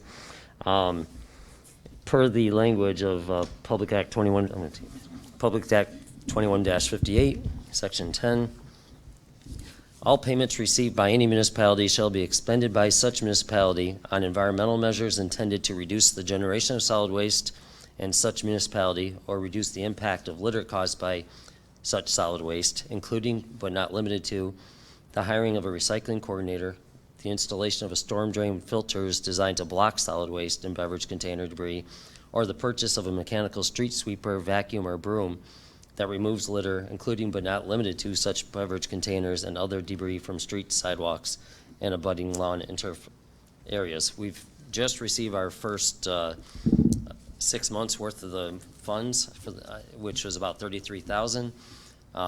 So Councillor Franco put in a referral to discuss how best to use these funds. So that's what we're here to talk about tonight. Thank you. Councilor Franco? Thank you. I had made little packets. So I know there's been many different options that have been floated around from Conservation Committee, from Groton Conservation Advocates, from different organizations. And there are things that we can do with these funds, but basically it has to be with trying to help the environment by removing these nip bottles within our community. So I had created the beautification committee, and they have 3 goals. Basically, it's to beautify the community, bring in some artwork into our community, and also it was clean up and litter, and cleaning up litter as well. So what I've handed out to you is a few pages that explain that the beautification committee has done numerous cleanups in Groton, and specifically we have focused on nip bottles. And the pictures that I show here are from April of 2019, where we separated the nip bottles from other litter that was collected. And over an 8-mile area was a very large bag full of just nip bottles. And this was in this vicinity right here. Majority of it was from 117 on Route 1 down Depot Road, up Fort Hill. It was this area of town. April of 2019, there's also another photo where GOSA had cleaned up approximately a 1-mile stretch from Route 1 down to the entrance into Bel Air, and they collected basically almost a full recycle bin full. So the beautification committee has been talking over the years, and they've had 2 significant suggestions for litter and plastic, which even nip reduction. Because we're a shoreline town and there's plastic cleanup and awareness campaign, and also Groton Adopt a Road litter cleanup. So the first thing I want to talk about is the awareness campaign, where the beautification committee could create these numerous fish sculptures. They're made out of metal with mesh, and they're filled with basically trash, and majority of it's like plastic trash, and these could be made, and with the funds from this nip collection from the state, these could be made and they could be put around our areas. Like I could think of Eastern Point Beach, maybe Bluff Point, down at Esker Point Beach. And it's basically an awareness campaign to show there's plastics and we should be disposing of them properly, and because they are going into our water and our marine life. Also, we could create fish trash receptacles as well, and they can be placed strategically around town in higher litter areas, and specifically at package stores. And also the funds to create these sculptures, which actually creates two things. It's an awareness campaign about plastic litter, and it's also artwork that would be in our community. But the funds would also help defray the cost of having these emptied by a waste management company. The second thing is Adopt a Road program, where participants in this program are expected to clean up at maybe a mile or 2 miles section of road at least 4 times a year. The beautification committee with the NIP funds would provide trash bags, litter grabbers, safety vests, as well as road signs. An Adopt a Road sign would be placed at each end of the adopted road, prominently displaying the group or the business name. So you could find groups, organizations, businesses that would commit to cleaning up miles of roads in our community. And they also would get a sign put up stating that they're responsible for this road and they've taken on responsibility for it. And so it has community involvement, and numerous communities around the country have these programs, and which I put in a picture here of just like a Google search and threw in a bunch of pictures of how they have these signs around their communities. And the tools provided would probably be the grabbers. We'd purchase vests and garbage bags, and probably after they signed up, it could be a package that they were given so that they can use for the next how many years that they commit to with a contract with us. I know there is also, the state of Connecticut has a Adopt a Highway, and that's a different program that there's specifics that would have to be done. And what I'm suggesting here is Adopt a Road, which could be a local program and not have to go through all the state criteria of having to do it, unless we want it, like the committee decided to go that route and do the Adopt a Highway as well. So I was hoping, because the beautification committee has really invested time and energy into the issue of NIPS in our community and the cleanup of them, that we could give them funds for this. And I was actually hoping that we could potentially give them the first full year of funding and reevaluate after that. I understand that there are other items we could do with stormwater and drainage and all those type of things. I'm not exactly sure the pricing on that, on how much that would cover, and I'm sure Mr. Hannaford is here to help answer some of those questions as well. So that's my little presentation, and thank you. Thank you. Councilors? Councilor Baumgartner? Thank you. I just like to commend Councilor Franco for putting together this presentation. I was reminded of a really fun cleanup back in 2019, where I see you're pictured with some nips. I'm in the corner there, I think. You are in that picture. I see Portia in the back, maybe a few others. It's black and white, but it was really well attended. And I think then that's where, at least I can only speak for myself, but I really got a sense of obviously how much pollution there is in our community, even if we consider ourselves to be a green community, or a community that you would think most people would take pride in wanting to maintain and keep clean. But nonetheless, it is an ongoing issue. Since then, there have been several measures, as Councilor Franco has stated, several measures at the state level that brought us to this point. Some going as far as proposing a ban on NIPS. Ultimately, that did not happen, but as a result of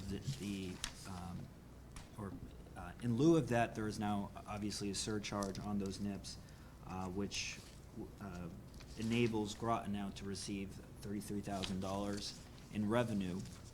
The question is, how do we spend that? And obviously, that's the discussion we're having now. Just in the In our packets, there was some, I think, according to the Public Act, how we can expend those dollars.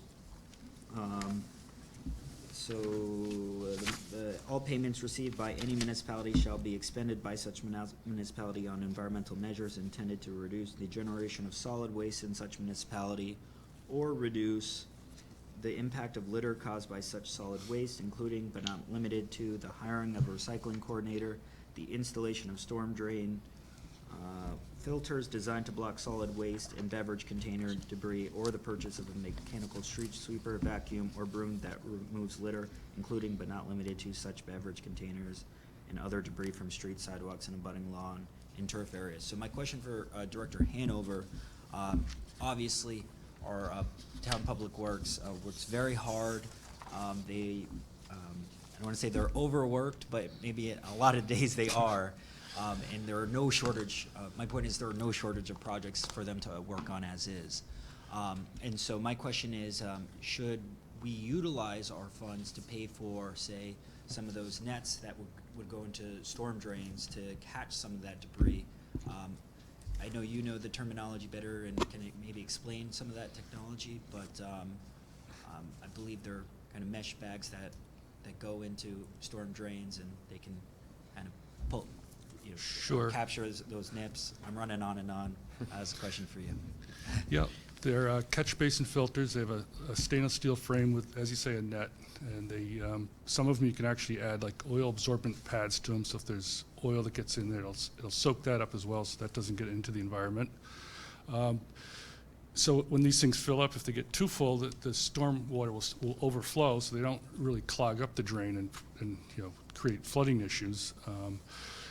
Obviously, they're a maintenance item for us, but we do try to get out there and get every catch basin. I mean, the town, we have 4,000 catch basins, or roughly, in town on town roads. We have Vector trucks. We have, as part of our MS4 permit, we're required to clean those out every year, which is at the bottom where all the grit and the sand. But the floatables, such as nip bottles, they don't obviously sink. They just keep going down to the streams. So these things would be helpful in problem areas. I could see, putting a bunch of these in. They're about $100 to $300 a piece. But certainly, we're looking at... How many storm drains do we have in town? 4,000, but I wouldn't suggest that we do all 4,000. I mean, there's, some residential streets and quiet neighborhoods probably don't have a lot of litter problems. Some of the busier roads, like Flanders Road, Buddington Road, those are problem areas. I can't say that and I'm probably certain we couldn't put these on state roads because of, we don't own those catch basins, and DOT probably wouldn't allow us to put them in unless we had some type of maintenance agreement. I don't know if we'd want to get into that.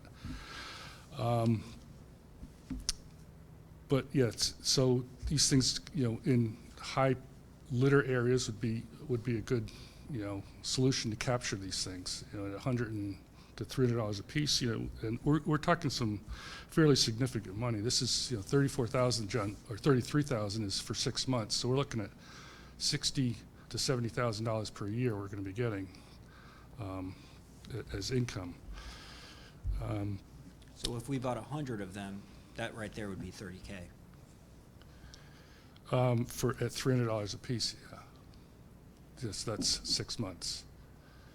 But if you could, build up the fund, so to speak, we could get some significant money. Now, some of the more expensive things they talk about in the bill are like these mechanical sweepers or vacuums. They do make little tractor-type Vectors that you can drive around on sidewalks or along the side of the road. But I haven't gotten prices, but I'm guessing those are probably $100,000 to $150,000. That's big ticket item, plus the maintenance goes with it. Certainly, some of the low-cost stuff, which is what Councillor Franco's suggesting, is the pickers and the bags and stuff, which we do actually have a line item in our budget for that. I think it's like $500 or $600 because we have. Going back probably 10, 12 years, we did start an Adopt a Highway program in Public Works. When it first started, we had probably 10 or 12 groups that were very active and did some of the major roads, but I think the interest has kind of died out probably in the last 5 or 6 years. So now we're getting groups like the Beautification Committee that seems to be doing the bulk of the work. And we've been providing the pickers, the vests, and the bags to that, to these various groups over the past couple of years. But, certainly if, we have some other funds to, pay for other groups to get out there, that's great. And anything that can be done to clean up some of the sand that, or oftentimes after a tough winter, there's a lot of sand that kind of lingers on the roads, and that in turn can kind of lead to, in some cases, just pollution and into our waterways. Does the street sweeper clean those up? Yeah, we actually, well, since we've gone to all salt treatments with no sand for winter storm events, I mean, the sand problem is, been drastically reduced. And we do send out, we have 2 street sweepers that are probably out there almost every day of the year. Constantly, we do high lit areas like Groton, downtown Groton and downtown Mystic, we do probably almost at least once a week. Thank you. Councilor's time has expired. Councilor Jones. Thank you, Mr. Mayor. Questions for Director Hanover. Do we have a large chunk of our sort of the really busy roads in town, our state roads? Are we able to do sort of an adopt the road program on those kinds of roads? Or are there some state requirements that don't allow that? When we had the Adopt a Highway program, we didn't do state roads because they had, the state wouldn't allow it because of the liability issues. Having a group of people along Route 1, they really didn't want to have that. I could check with them to see if that's still the case. But we have been trying to avoid having groups doing some of the state highways. Because a lot of the liquor store where people are buying, the liquor stores where people are buying these things are on those state roads, so they're sort of, throwing them out of their cars as they drive. So, yeah, that would be great if you could just check on that. And then the other is on the trash cans. Is there, making a custom can might be kind of expensive, but is there a way of taking an existing trash receptacle and maybe it's either wrapping it with, the graphics on it, or some kind of a metal sculpture or something so instead of it being a custom can, it would be a standard can with that's been customized. Is that something that could be done that way? Yeah, I mean, what Councilor Franco suggested was kind of a cool piece of artwork that looks like a fish. Obviously, you didn't get a copy of it, but that's something we could not do. I'm just wondering about, because you're going to have to put a plastic liner inside of it and sort of adapt it so it's easy for, somebody to clean it or empty it. So you don't want them going in, I think, and having to dig around and pull the stuff out of it. So I'm just throwing another idea that maybe there's a way of taking what's standard and just customizing it so that it would have a cool look to it, be a graphic, but also be very functional.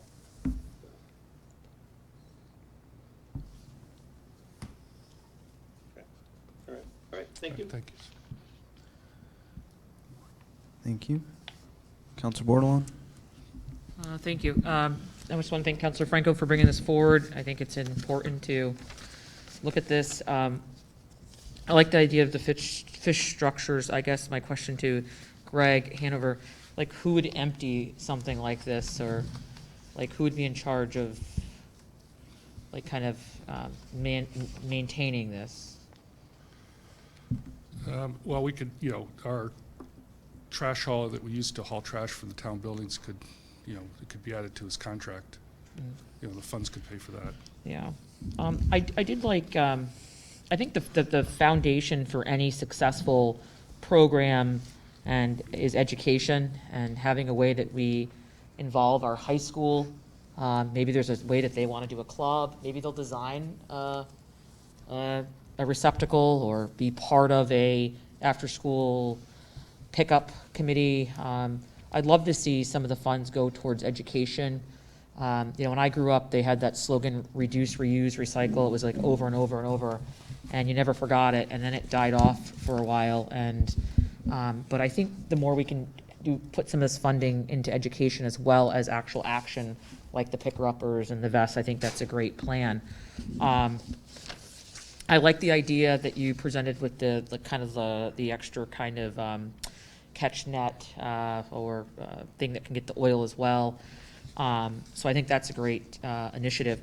I think it'd be awesome too, because like you said, it's going to take time to build the money up. But I think if we had an account that was designated to this effort, maybe with time it could build where you could get that bottle picker upper machine. You know, I think we're just at the beginning point of this, but I think looking at ways like putting a few of those in, especially that kind of are the last drain catches before kind of, if they're not in the state road, but any of the drains that, one town I looked at is they put these kind of bibs or whatever they call them on some of their drains that were the closest to their last exit ones. So anything that came down, they were trying to catch.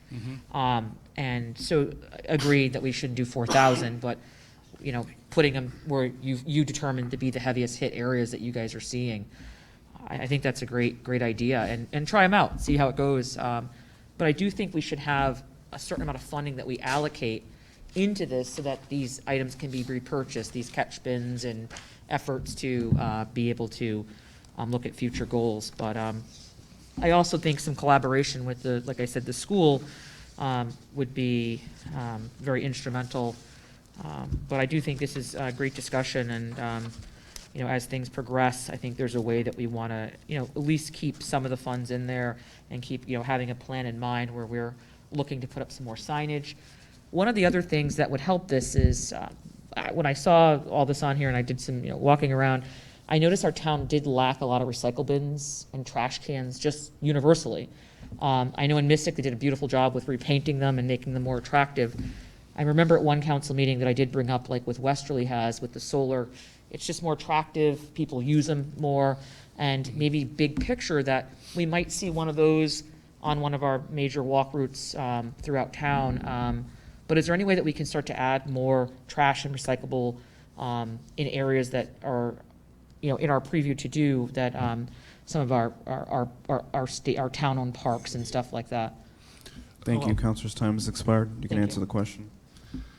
Yeah, our Parks Department, they do have trash cans in the parks, and they are responsible for emptying those. The ones in downtown Mystic, we have some in Noank, we have some in downtown Groton. You know, Public Works takes care of those. We send guys around to pick that up. It's just a matter of manpower. You know, the more we put out there, the more pickups we have to do. Okay. But to get back to the solar-powered compactors, the big bellies they're called, you know, we had looked. We are in the process of getting a couple of those through the solid waste fund to put in downtown Mystic, and that's, you know, something like that certainly is, you know, would be eligible for these funds as well. And you know, Director Finance Cindy Landry and I think John and I talked about potentially putting this in the solid waste fund so that we can, you know, see exactly what's in there and then have line items for what's, you know, being spent on. Thank you. Councilor Franco. I don't recall having my hand up, but thank you. I will I will talk though. All right. So, the part about the fish, when it was asked, like, as you saw the picture, I mean, it is a sculpture. It is also an awareness campaign. It's multifunctional, and the way it could be designed, I don't know how the trucks, like your trucks, work, but usually when a solid waste management truck comes, they have these arms, and they could put something on the side of them that the arms could go into, and it could lift it and empty it so that all, you know, whatever's contained inside of it would go into the top of a waste management truck. It's nobody's going to have to crawl into it, and it doesn't take you can't put a garbage bag in it.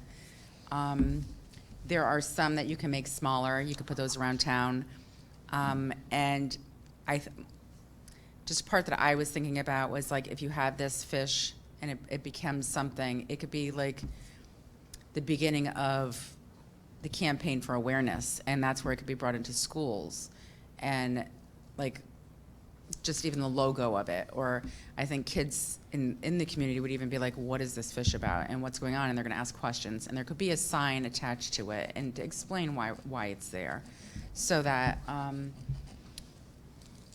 I do think awareness is important. And when we were like, when I was a kid, there were commercials on TV. It was give a hoot, don't pollute for me. So, I mean, there were things that it's ingrained in you, and I don't know what's going on, and I don't see those type of things now on TV. I mean, I don't watch children's TV anymore, but I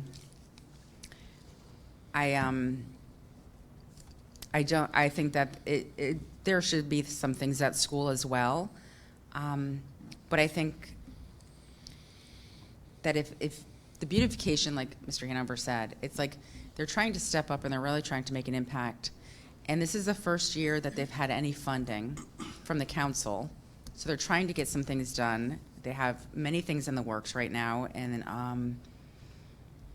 with this would help a lot. And it would be where they could go around to these organizations, businesses, and have them commit, and have our own community committing to these things, to keeping our own community. So it's not simply we're putting it on Public Works to do all the work again. You know, I mean, if you have community buy-in, I think it will spread even more. When you see people out there on your own community picking up trash on the side of the road, and they're your neighbors, you might think twice about throwing something out the window next time. You know, I mean, that's my perspective. I'm not a professional in this, but I had a lot of feedback from when I was out there cleaning up trash and nip bottles on the side of the road. And when you get, like, we've had the whole baseball team from Fitch come one year, and they did clean up. And we had basically 3 teams, freshman, JV, and varsity, all down there picking up litter on the side of the roads in their Fitch outfits, and everybody in the community could see. And I mean, like, it's an impact in our community, you know, to see that people are doing this in our community. And I will say on social media, I have seen so many people complain about litter on the side of the roads, and they complain about the nip bottles. And I mean, I think this is in my own personal opinion, this is how you make the impact, and you start on the local grassroots movement of trying to get something accomplished, instead of making your like a department of town trying to take it on. So I would like to make a motion to allocate the $33,000 to the beautification committee, and I hope I could get support. Second, Kasiri. Moved by Franco, seconded by Kasiri, to allocate the $33,000 to the beautification committee.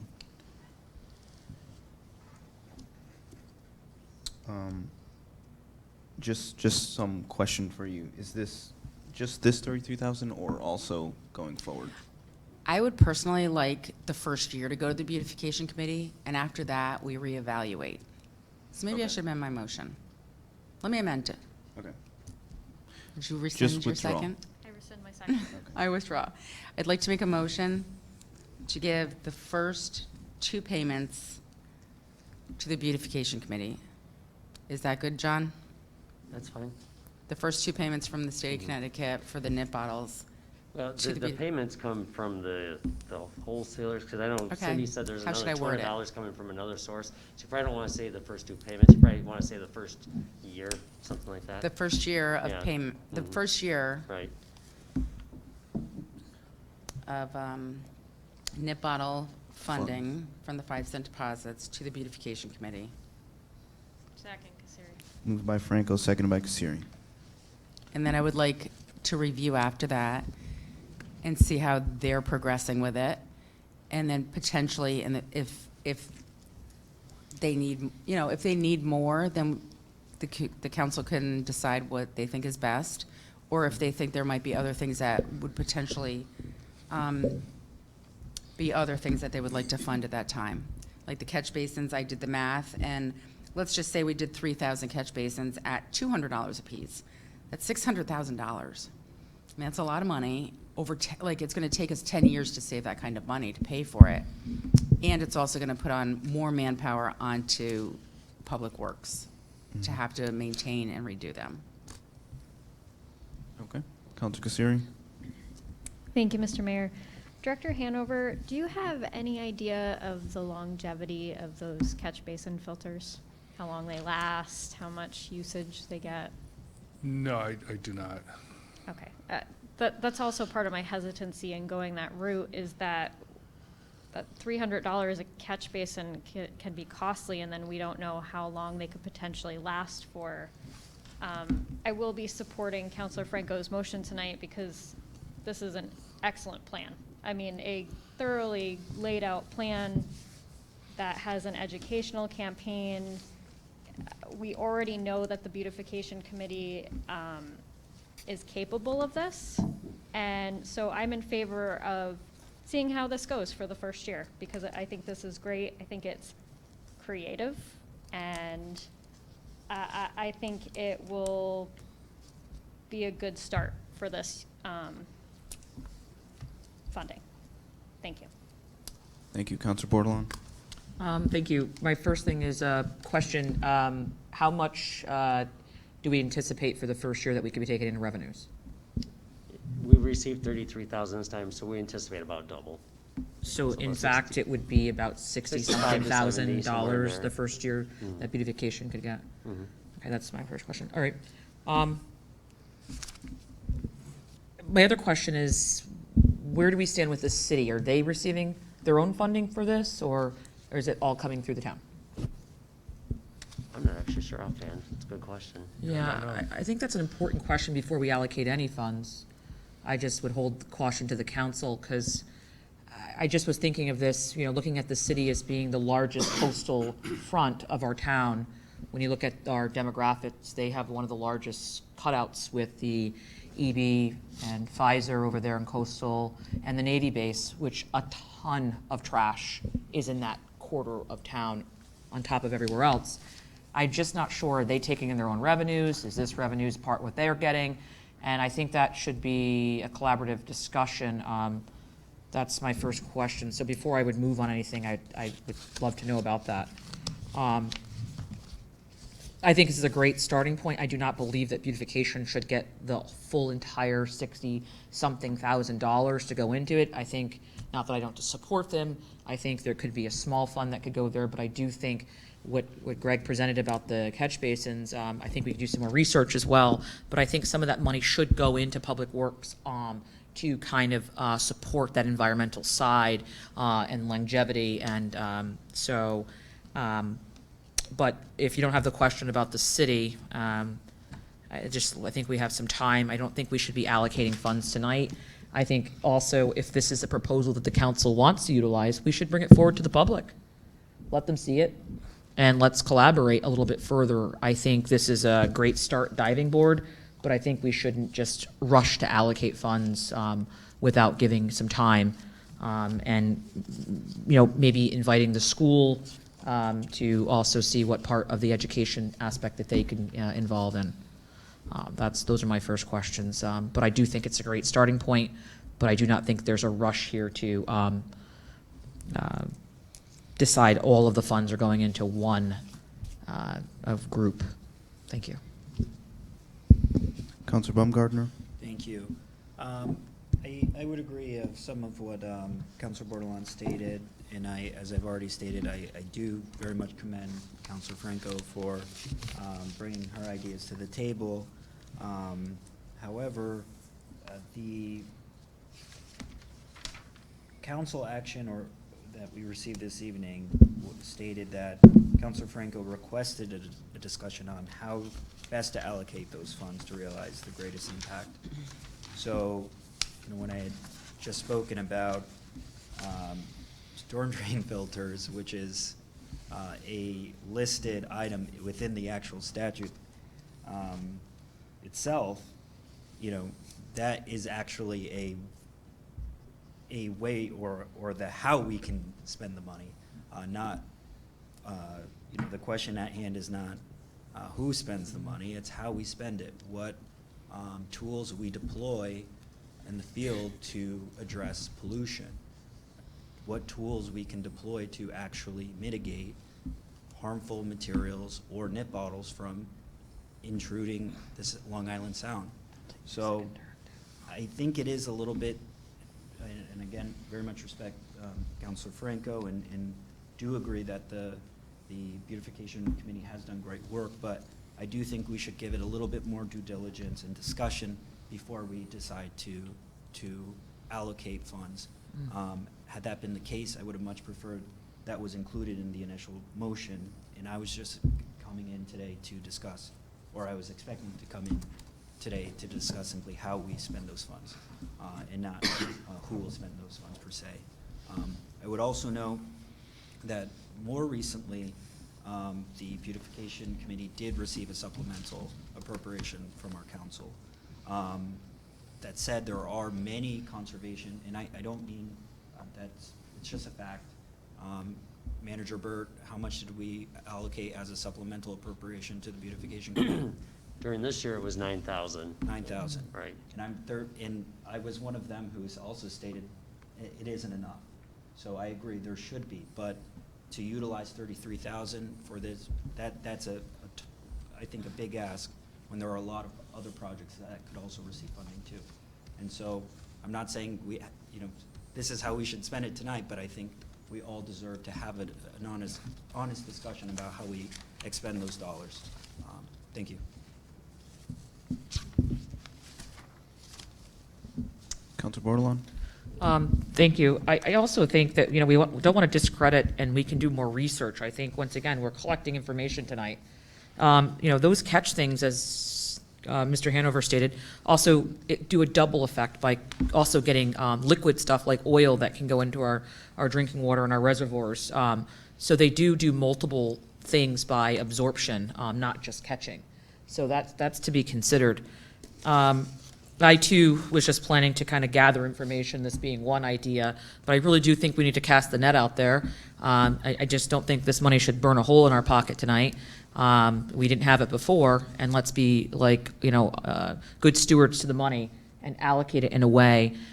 Just to confirm with Councillor, what Baumgartner said being only 33, it was stated that it would be the whole year's fund. So in fact, it'd be 60-something thousand possibly. So it'd be actually more than the 33 that would be allocated as the ask on the floor tonight. I could see possibly allocating some at some point once we do our research, but I also think that we should be networking it into something else and really bringing in our other environmental action groups in our community. I know at the last meeting, the GCA did send out one of their thoughts on it. I think we should, really and have the community come out and speak to us about it. I'm not sure what other things, Mr. Hanover, if you have any other ideas from the public works sector. I did appreciate that you stated tonight that you're looking at those compression containers, which I think will be great, especially as we increase development in our community.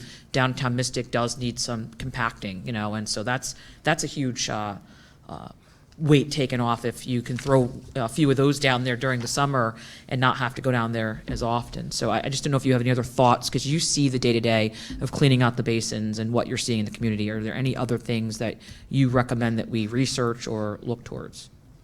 No, I think we covered pretty much the thoughts that I had, which was the vacuum sweeper, which is a big ticket item that could be down the road in a few years or something if we build up the fund. But the catch basin filters and the solar trash compactor. Perfect.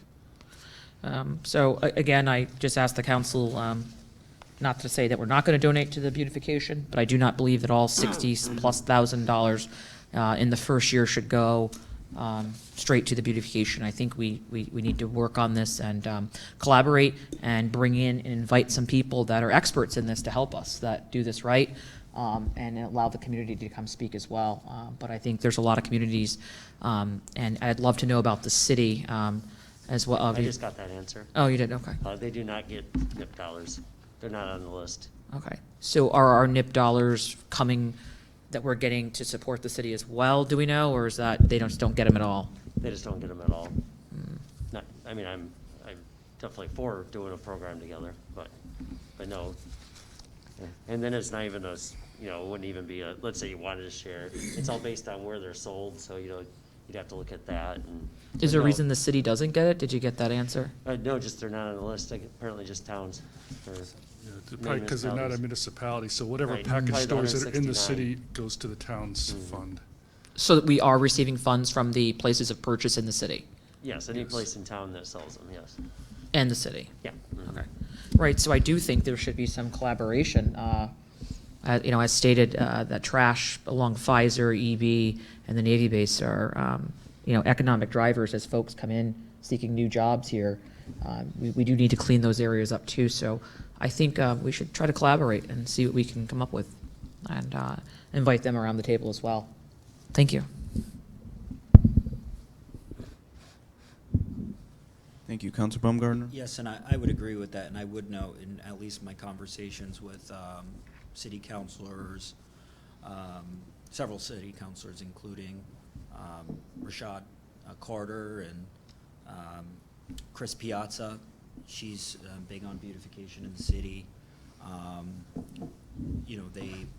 think they would be very much interested. We haven't had one of those joint committees in some time, probably, I think, well before COVID.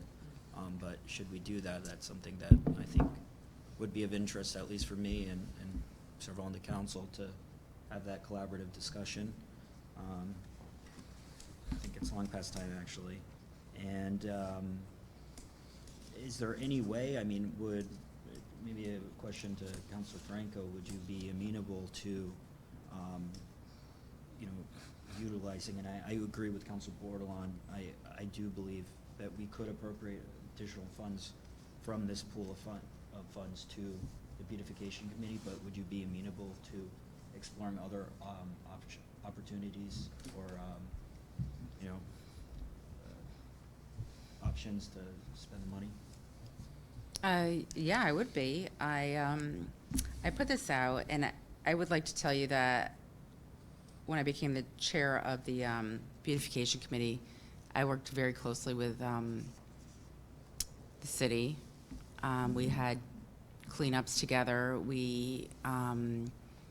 Their planning department came to our meetings. They collaborated with our planning department at times on issues. The committee is a non-political committee. So what we were doing was just in the best interest of the town. And that's why even when I stated like the fish proposal, to put one at Eastern Point, maybe even at Bluff Point if we can get permission. I know it's state, but it's somewhere that there's a lot of litter. And Esker Point, things of those, it makes an impact and it's eye-opening to people. It's not something I was thinking that was exclusive just to the beautification committee. I think there are other things. I just don't, as much as it seems like $66,000 is a lot of money, when it comes to things like this and things that Public Works, it doesn't go far. It's not going to go far. If you have to have somebody create these fish, I'm sure they're not like $500. I mean, this is like you have to get an artist, you have to pay them for their time. You're buying metals, there's things that you're doing, and then you're gonna have to pay somebody to probably come and empty them out. And then if you do an Adopt a Road program, my thought was the beautification committee would work with the city on those type of things, and it would be town-wide. That wouldn't be something that would be just simply this side of the community. It'd be like something we do all over everywhere. And the relationship that I've had with them, I don't think that would have been a problem to deal with this as a whole, Groton, not town city, just Groton as a whole, as something that we could do. So that was my thought process on it. I am open to other suggestions. I had put my referral in, I don't even know, maybe a month and a half, 2 months ago, well before I knew how much money was gonna come. I did this presentation tonight at 5:30. I just grabbed the stuff and put it all into a piece, into a document and brought it here to you guys. I mean, I had a meeting with beautification yesterday. We talked about a lot of these things with a lot of other things that they're doing. And they're very excited about it. They're like, this goes in line with exactly what we started the mission with the cleanup and the litter and, artwork. I mean, this is like two things in one, you know what I mean? So when I tell you, like, I think grassroots movement is the way to go with this. I truly believe this. I'm not just saying it, I truly believe this. And if you look at the picture on the front page here of all the people that showed up, I don't know all these people. I never met them. They got word that we were having a cleanup and they came. And I was overexcited at how many people showed up. And it was, there are a lot of people in our community that, if done properly, will come out and do this stuff. They want to be part of our community. And you put the signs up for a road cleanup, they were going to want their name on that sign and be proud of that section of road that they're taking care of. So, I mean, that's why I'm trying to say, like, you could have the grassroots movement. You can do that. And I understand, like, Public Works has, you know, these options. Or you could just put it on Public Works. And then literally, I think it's a different route to take. I get the purpose of what we would do with that, but I think it's a different route. That's just my opinion. Well, and I would note, and part of the reason I did go is that you worked so hard to set up that cleanup. I very much remember that, and I had a lot of fun that day. And you know, we should do more events like that as a council, support each other. And so, with that, my understanding was that the 33,000 was going to be, all of it would be utilized. I'm sorry, Councilor Bordelon had clarified that it would actually be the 66th. And I think as maybe a middle ground, what I would suggest is if we do half of that 33,000 to beautification and the other 33,000 to pay for the filters and the bins, as Director Hanover had described. And I guess I would put that in a motion to expend half of the installment for beautification and the other half for bins and storm drain filters. Okay, so you want that half a year to beautification, second half of the year to where? To procure storm drain filters and what are those bins called, Director Hanover? Solar compacting. Solar compactors. Trash compactors. I'll second that for discussion purposes. Okay. So I have a motion from Baumgartner and a second from Bordelon for half of the first year's money to go to the beautification committee and the other half to go towards funding storm drain filters and solar compactors. I have a quick question. Just for Councillor Franco. So the 33 or however much goes to beautification. Are we like, let's just say it's 66,000. Is that going to them to execute this, or is that going to them for them to make the decision on how best to spend it? Is what I'm saying. Like, is this the plan? If we vote for 66,000 to go to beautification, is this what we're approving, or is it just sort of taking the power of us allocating the funds and giving it to them? I think this is sort of what they would be doing. I mean, there could be deviations, there could be additions. I'm not, they didn't vote exactly on all of this to say this is like their final. Because they don't know exactly what, you know? Right. Okay. So it's going to be up to them. I think I could support that. I mean, I think specifically the beautification committee is a group of people that probably know more about this than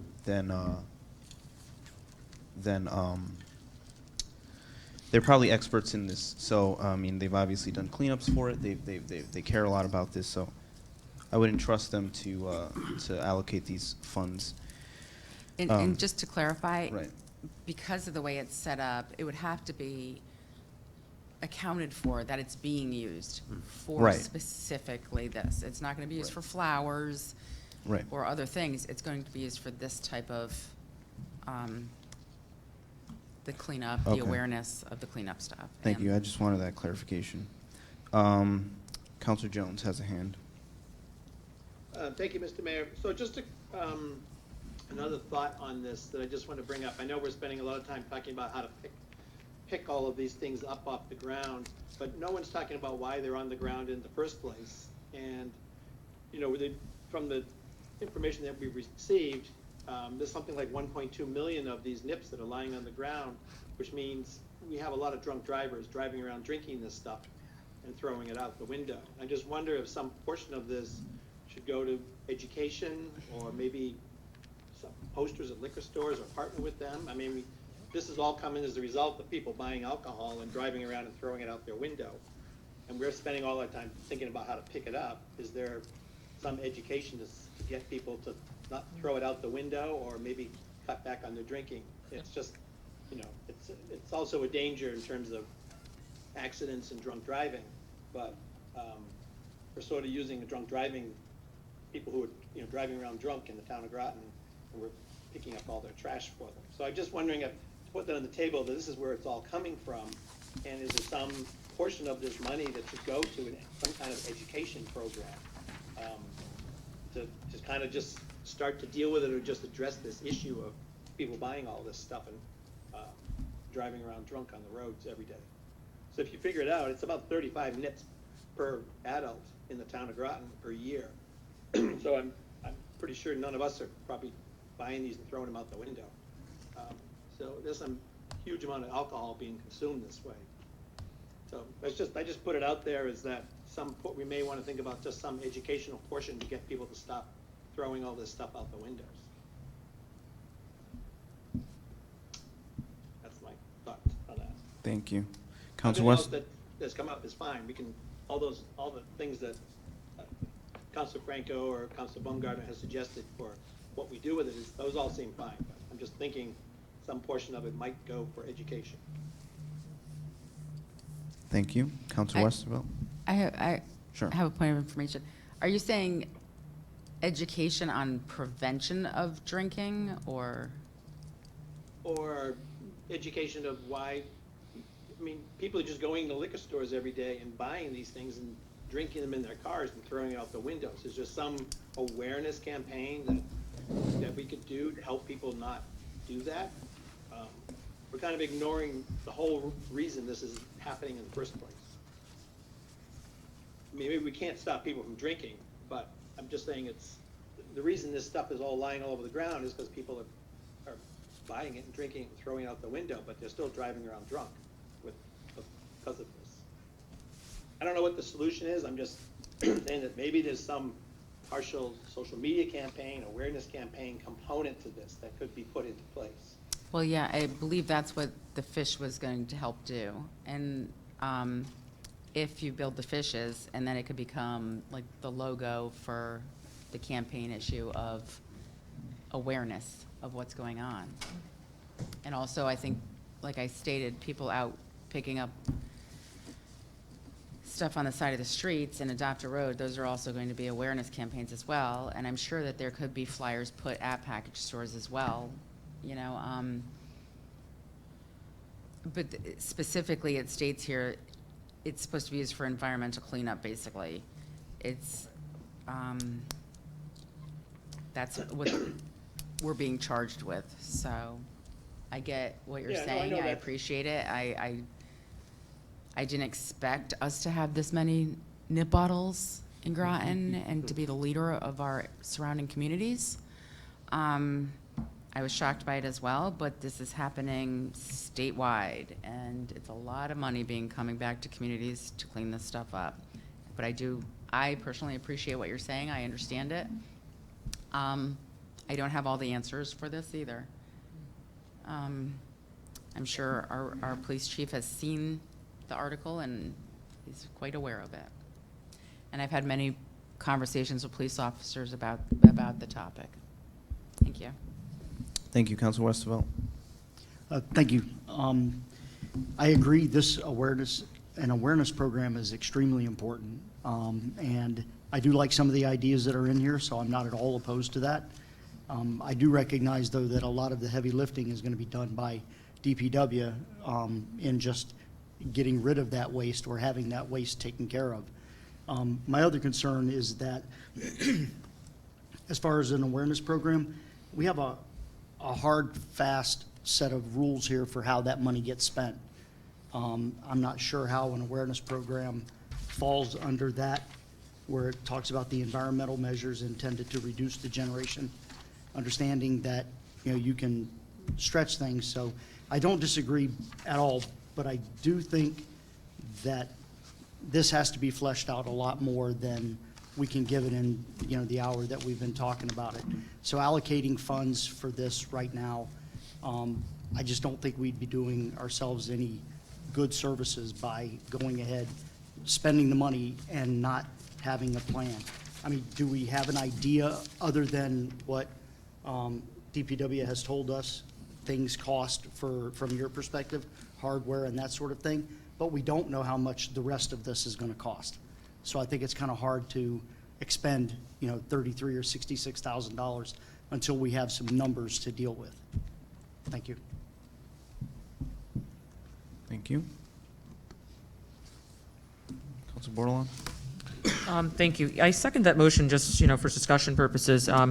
Again, I still don't believe that at this time that amount of funds should be allocated in any way.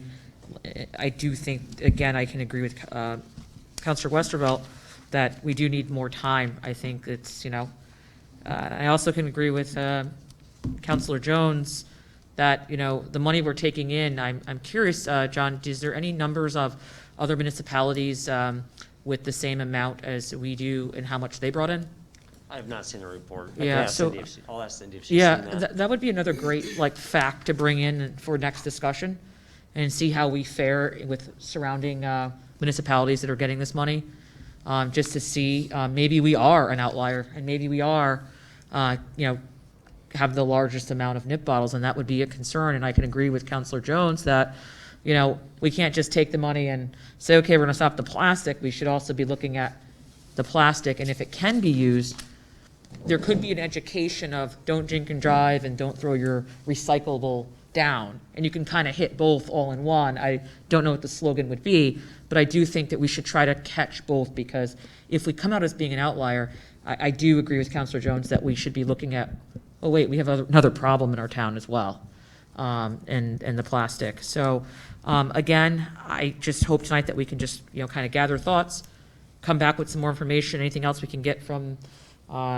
the state as to the uses of this fund, as far as fact-finding with the city, maybe having someone present for that to discuss how they could help, and also even talking with the other subdivisions like GLP, since they have a large coastal front there and they have the casino down there, and they might be willing to join in some efforts in collaboration along with Mumford Cove and things like that. So I do think that it's definitely an issue, but it's not something we have to solve tonight. And I do think that we should bring this before the council again and come back with some more ideas and efforts. Thank you. Councilor Mcbride? Thank you. Thank you, Councilor Franco, for bringing this forward. This is great information, and I do support all of these initiatives. But in reading through it, I kind of agree that the allocation all at this time, I really can't support for numerous reasons. But I also understand that I think the reasoning they came out so quickly with this money, why they're doing it every 6 months, is they want action fast. And I commend you for moving this forward, because I do think we need to do something. So although I can't agree with the full allotment, it would appear to me that we should make some allocation for, not necessarily for the, for the artwork and so forth, because that looks like it should come back with more detail, but the plans that you've done, the collections, I think we should allocate money for those collections. And I also think we've got to consider the Conservation Commission, because we provided some information from them where they want to receive some money and pay, $500 each for local environmental groups engaged in cleanup activities. So my recommendation would be to allocate a certain amount to the Beautification Committee specifically for the cleanup function that we know is working and we know can hit the ground running now, and do the same thing for the Conservation Commission, give them some funds as well so they can move forward and at least start the process of picking up these bottles, which is what we want to do. And then when more time comes and the proposals come back, like the fish, the fish artwork and the wells, or whatever it is, we can consider that at a later time. So I don't know if I can amend a motion, but if it's $500 per month, or maybe two per month, 1,000, you could allocate, 6,000 for each committee, the Beautification and the Conservation Commission, so at least give them some money to get started on those actions. So I would make the motion to recommend $6,000 to the Beautification Committee specifically for the purpose of continuing with their great efforts at the pickups, as well as doing the same thing for the Conservation Commission to get them up and running, because they're looking to do the same thing, so that would be my motion. Okay, I can so- second that. So is it 6,000, or 6,000 per month? 6,000 in total, which would be the sum of two, $500, two of those per month for each of them. Okay, For Conservation, Conservation Commission and Beautification Committee. okay. So an allocation of $6,000 to beautification committee and $6,000 to the conservation committee. Yes. Okay. Okay, moved by Mcbride, seconded by Bordelon. That's our second amended motion. How many are we allowed to have on the floor, two? How many are we allowed to have on the floor? Is it only two? Two amendments. Thank you. Councilor Franco? I'm not exactly sure what you're stating, because you're saying $500, two per each, one for, Yeah, I'll try to explain better. Because what I was reading. Wait, just a moment. Yep. Like, what I'm reading here from the Conservation Committee says, the Conservation Commission recommends that for the immediate term, some of the money be set aside to create grants in the amount of $500 each for local environmental groups engaged in cleanup activities. The funds would go towards cost of cleaning up as purchase of gloves, trash bags, publicity, pickup costs, various expenses for the cleanup project. A model of such grant from, The last $3 million. yeah. So what they're saying is, they want somebody else to create grants, and when somebody cleans up, we give them the $500. They don't want it themselves. And the beautification's not looking to do cleanups and receive $500, because when beautification does a cleanup in town, we get all our supplies right from Department of Public Works, and we don't pay anything for them. We do it for free. So that's not exactly why I was asking for the funding. The Beautification Committee was trying to set up adopt a road program to get other organizations to do it. And if they sign on to adopting a road, we would give them bags, a vest, the tools to clean it all up. We would purchase it, give them a welcome package that would have everything they would need, and then we would also purchase the sign and have it installed on the roads so that people who drive by would see, oh, look at this organization is adopting this road and they're taking care of it. I mean, and give kudos to that company or the organization.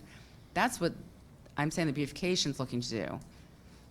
I don't know how, giving us Okay, so you're not saying you need funding for, you don't need any funding at all for the supplies that you're putting on these If the programs. beautification committee does a cleanup, we line up with Public Works and we meet here with organization, people in the community. And it's usually, we have a cleanup, they all show up here, Public Works supplies us the picker-uppers, the bags, and the vest. And then we do the cleanup. But what we're asking to do, because literally the beautification committee is getting so busy, is to ask companies and organizations to commit to years, maybe, of cleaning up a street 4 times a year at the minimum. And we're giving them all the supplies, and we're giving the advertisement that they're taking care of that area, organizations or businesses. So the beautification committee would find these people to do it and purchase this stuff and give them a welcome packet saying, thank you, and here's all the stuff you're gonna need to do it. And we would give it to them. Okay, that makes a lot of sense too. Then I would just comment that I think, at least for me, I would like to see more detail on what that package costs, than just allocating $32,000. I thought it was for that, so thanks for that clarification. And then the fish artwork would cost more, I'm not sure how much that would cost. That's a different, separate awareness campaign. And in the packet, it states, such municipalities to reduce the impact of litter caused by such solid waste, including but not limited to, and then it lists some things. So they're giving you ideas, but it's not limited to those things. So that's where the awareness and the fish can come in. And because it's not simply exactly what they stated there, it can be included. It says, including but not limited to. So that's why I'm stating those. And I don't think the Conservation Committee wants 500, they're not going out doing cleanups. They're looking to give grants to other people who do those. But are they looking to do that through a flow-through? I mean, if we were to provide them money, would they then provide the money to the grants? I don't know. I don't know exactly. They're just saying they recommend that maybe, I don't know if they're even, maybe they're not even aware, like, the beautification is looking to do an adopt a road program. Maybe their thoughts might change on what they're talking about. Because if you give an organization the tools to do it and to do it repeatedly, you don't have to give somebody $500 and give them grabbers every if they come out and do it numerous times a year. You know, I mean, I think $500 is a lot to give a group, and if they come back 3 times a year, you're giving them $1,500 for cleaning up, basically of supplies. So I don't think you have to do Needs to that. be more clarity on what the Conservation Commission is requesting. Okay, thank you. Counselor's time has expired. Counselor Bordelon? I just would like to retract my second on McBride's, if that's possible. Only if he wants to retract his I'll motion. retract mine. Yeah. Okay. I think the only thing that we like, I think it'd be nice to like see, you know, this kind of go in for, I just think we need more time. I just asked the council to move slowly with this. We were asking a ton of questions, and for time's sake, I think we should move on and bring this up and bring in all the, but one thing that we can, Mr. Hanover, how much did, someone might have already said it, how much would those chargeable stations cost? Have you priced those out? The chargeable solar compact. Out there, about $8,000 a piece. Right. That's one thing that we know of that was researched. I remember asking about this a couple years ago and speaking about the Westerly thing. I mean, that's an action item that we can get going. We don't have any, do we have any of those in our town? No. We don't have one. We're behind the curve on that. That is something that's tangible, reachable, that's managed by a paid staff member already, that we can, you know, and I'm saying this because I heard Councillor Mcbride state, they gave us money, so we want to move on it. I think the other plans are all there, but I think, you know, if we allocate a certain amount of funds to Mr. Hanover to get a couple of these trash compactors and a few of those bibs and things and get things moving, maybe get one and let's test it out at a section. And part of the environmental thing is trial and error. And then we'll know exactly what compactor we want. And over time, we should have all of these, this new style throughout the town of Groton, not the old-fashioned bag and grab with no lids on some of them. Some have lids, some don't. We need the nice sturdy ones that, you know, they can't blow, they're run on solar. So, I mean, Greg, how much could you use to, you know, get a few of these? What was your plan, or how many were you thinking of starting with? Well, we were going to start with, I think, 2 in downtown Mystic. Right. As a pilot program. Right. And see how it went. So my motion would be to move for $16,000 to get 2 trash compactors in the downtown Mystic area. We talk about economic development in this town, and it's a little embarrassing because we do have an old trash system down there. That sometimes the tops, they're chained to you know, whatever they can find to chain them to, and it's not as much money that Mystic brings us. Putting these down here would be an economic driver. We need them by the restrooms. There's a trash bin over there that's always overflowing and full, and they do a great job trying to keep up. So I would move for $16,000. Let's come back to the table and the rest of the money. Let's get these compactors down there and get things moving that way. Point of information. What's your point of information? Did you, Mr. Hanover, did you state that you're getting a grant to buy those garbage cans? No, we were looking at using some solid waste funds from SCARA, from the name escapes me now. Oh, transportation subsidy. We're slowly building that up to buy a couple for downtown Mystic, but we haven't got there yet. Okay, with those thank you. funds. And I just, since you point of clarified, can I just clarify that, what he just stated? Well, he answered the question. But this was a plan, you were planning on doing these? Yes, Okay. Thank you. actually, Thank yes. you. Thank you. I have a question for Manager Burt. So this motion here, the second amended motion, is an allocation of just $16,000. We have $33,000. So theoretically, if this passed, like, we still, I know we don't have to allocate all of it tonight, but I'm just saying, like,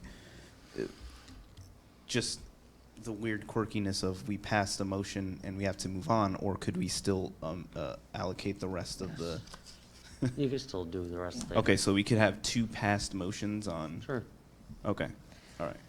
So My question to Mr. Hanover, in this case, if he was able to secure the extra funds for this, then we have 4 maybe, or 3 down the, you know, like, we got to get moving. So I think even if he's gonna secure funds somewhere else for a couple and he hasn't reached it yet, and he's trying, this just leaps us forward.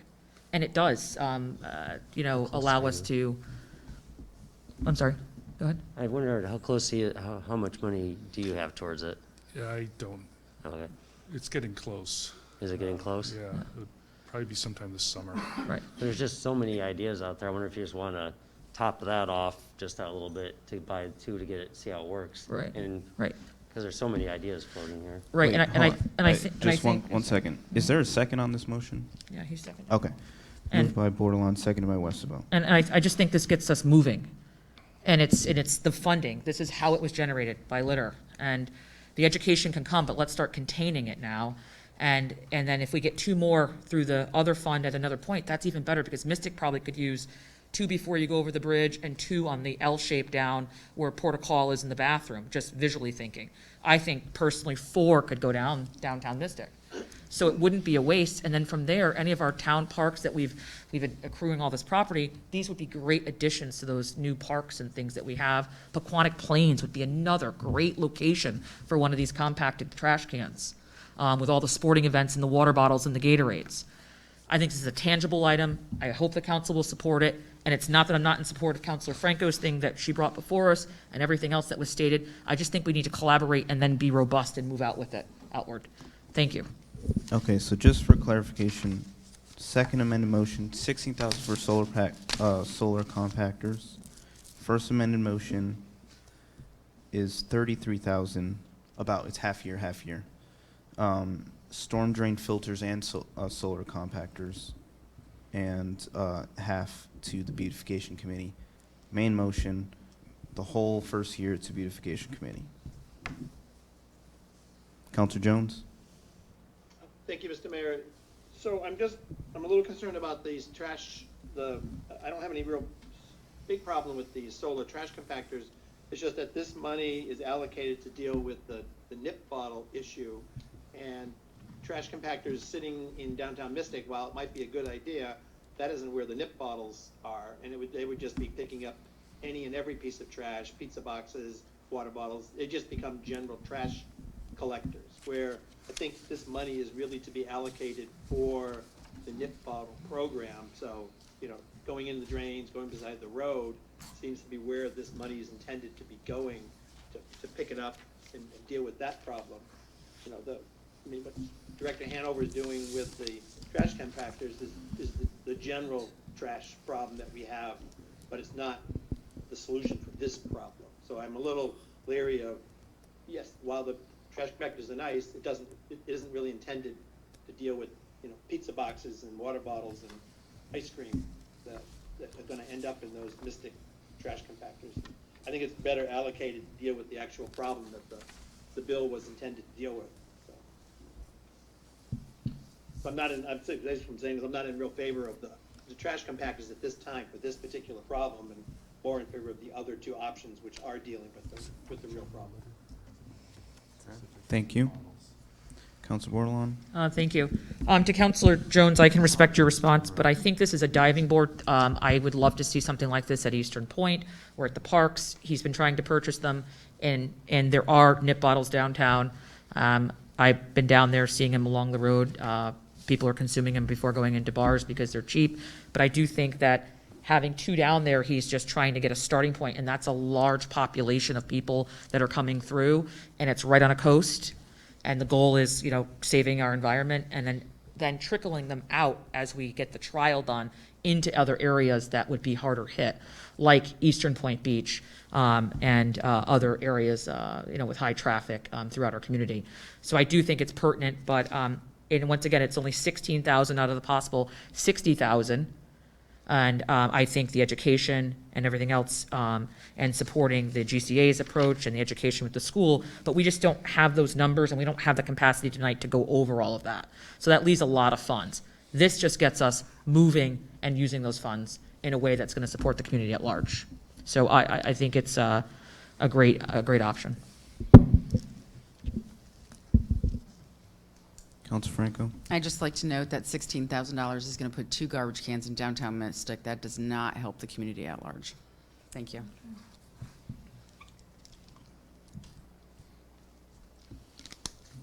Okay. So seeing no hands right now, we will first vote on Councillor Bordelon's motion, which is to allocate $16,000 towards solar compactors. All in favor say aye. Aye. Opposed? Aye. Aye. Aye. Okay. Abstentions? Okay. That fails 3 in favor, Baumgartner, Bordelon, Westervelt, 5 opposed, 0 abstaining. So we are back to the first amended motion, Councilor Baumgartner's motion, which is half of the first year's money towards storm drain filters and solar compactors, and the other half towards the beautification committee. All right. All in favor say aye. Aye. Okay.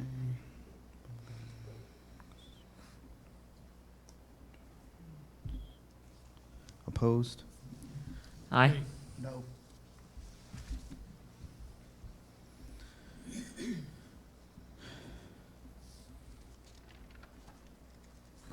Okay. Abstentions? Okay. So that carries 5 in favor, 3 opposed, Mcbride, Bordelon, Westervelt, 0 abstaining. All right. Thank you.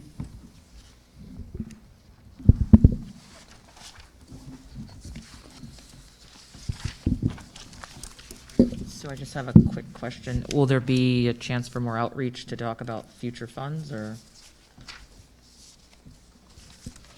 I think we just allocated the first year. Yeah. So you can, After the there could be first year. plenty of discussions about what to do in future years, yes. Yep. After I the would first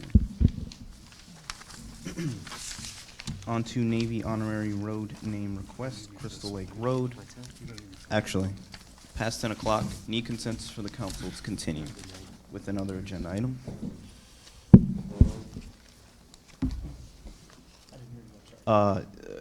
Raise your hand if you'd like to continue with another agenda item. Okay. I got 4 hands. Okay.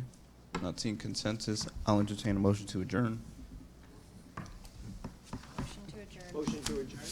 Moved by Kasiri, seconded by Jones. All in favor say aye. Aye. Aye. Opposed? Aye. Aye. Abstentions? Okay, that carries 5 in favor, 3 opposed, Bordelon, Baumgartner, Westervelt, 0 abstaining. We are adjourned at 10:14.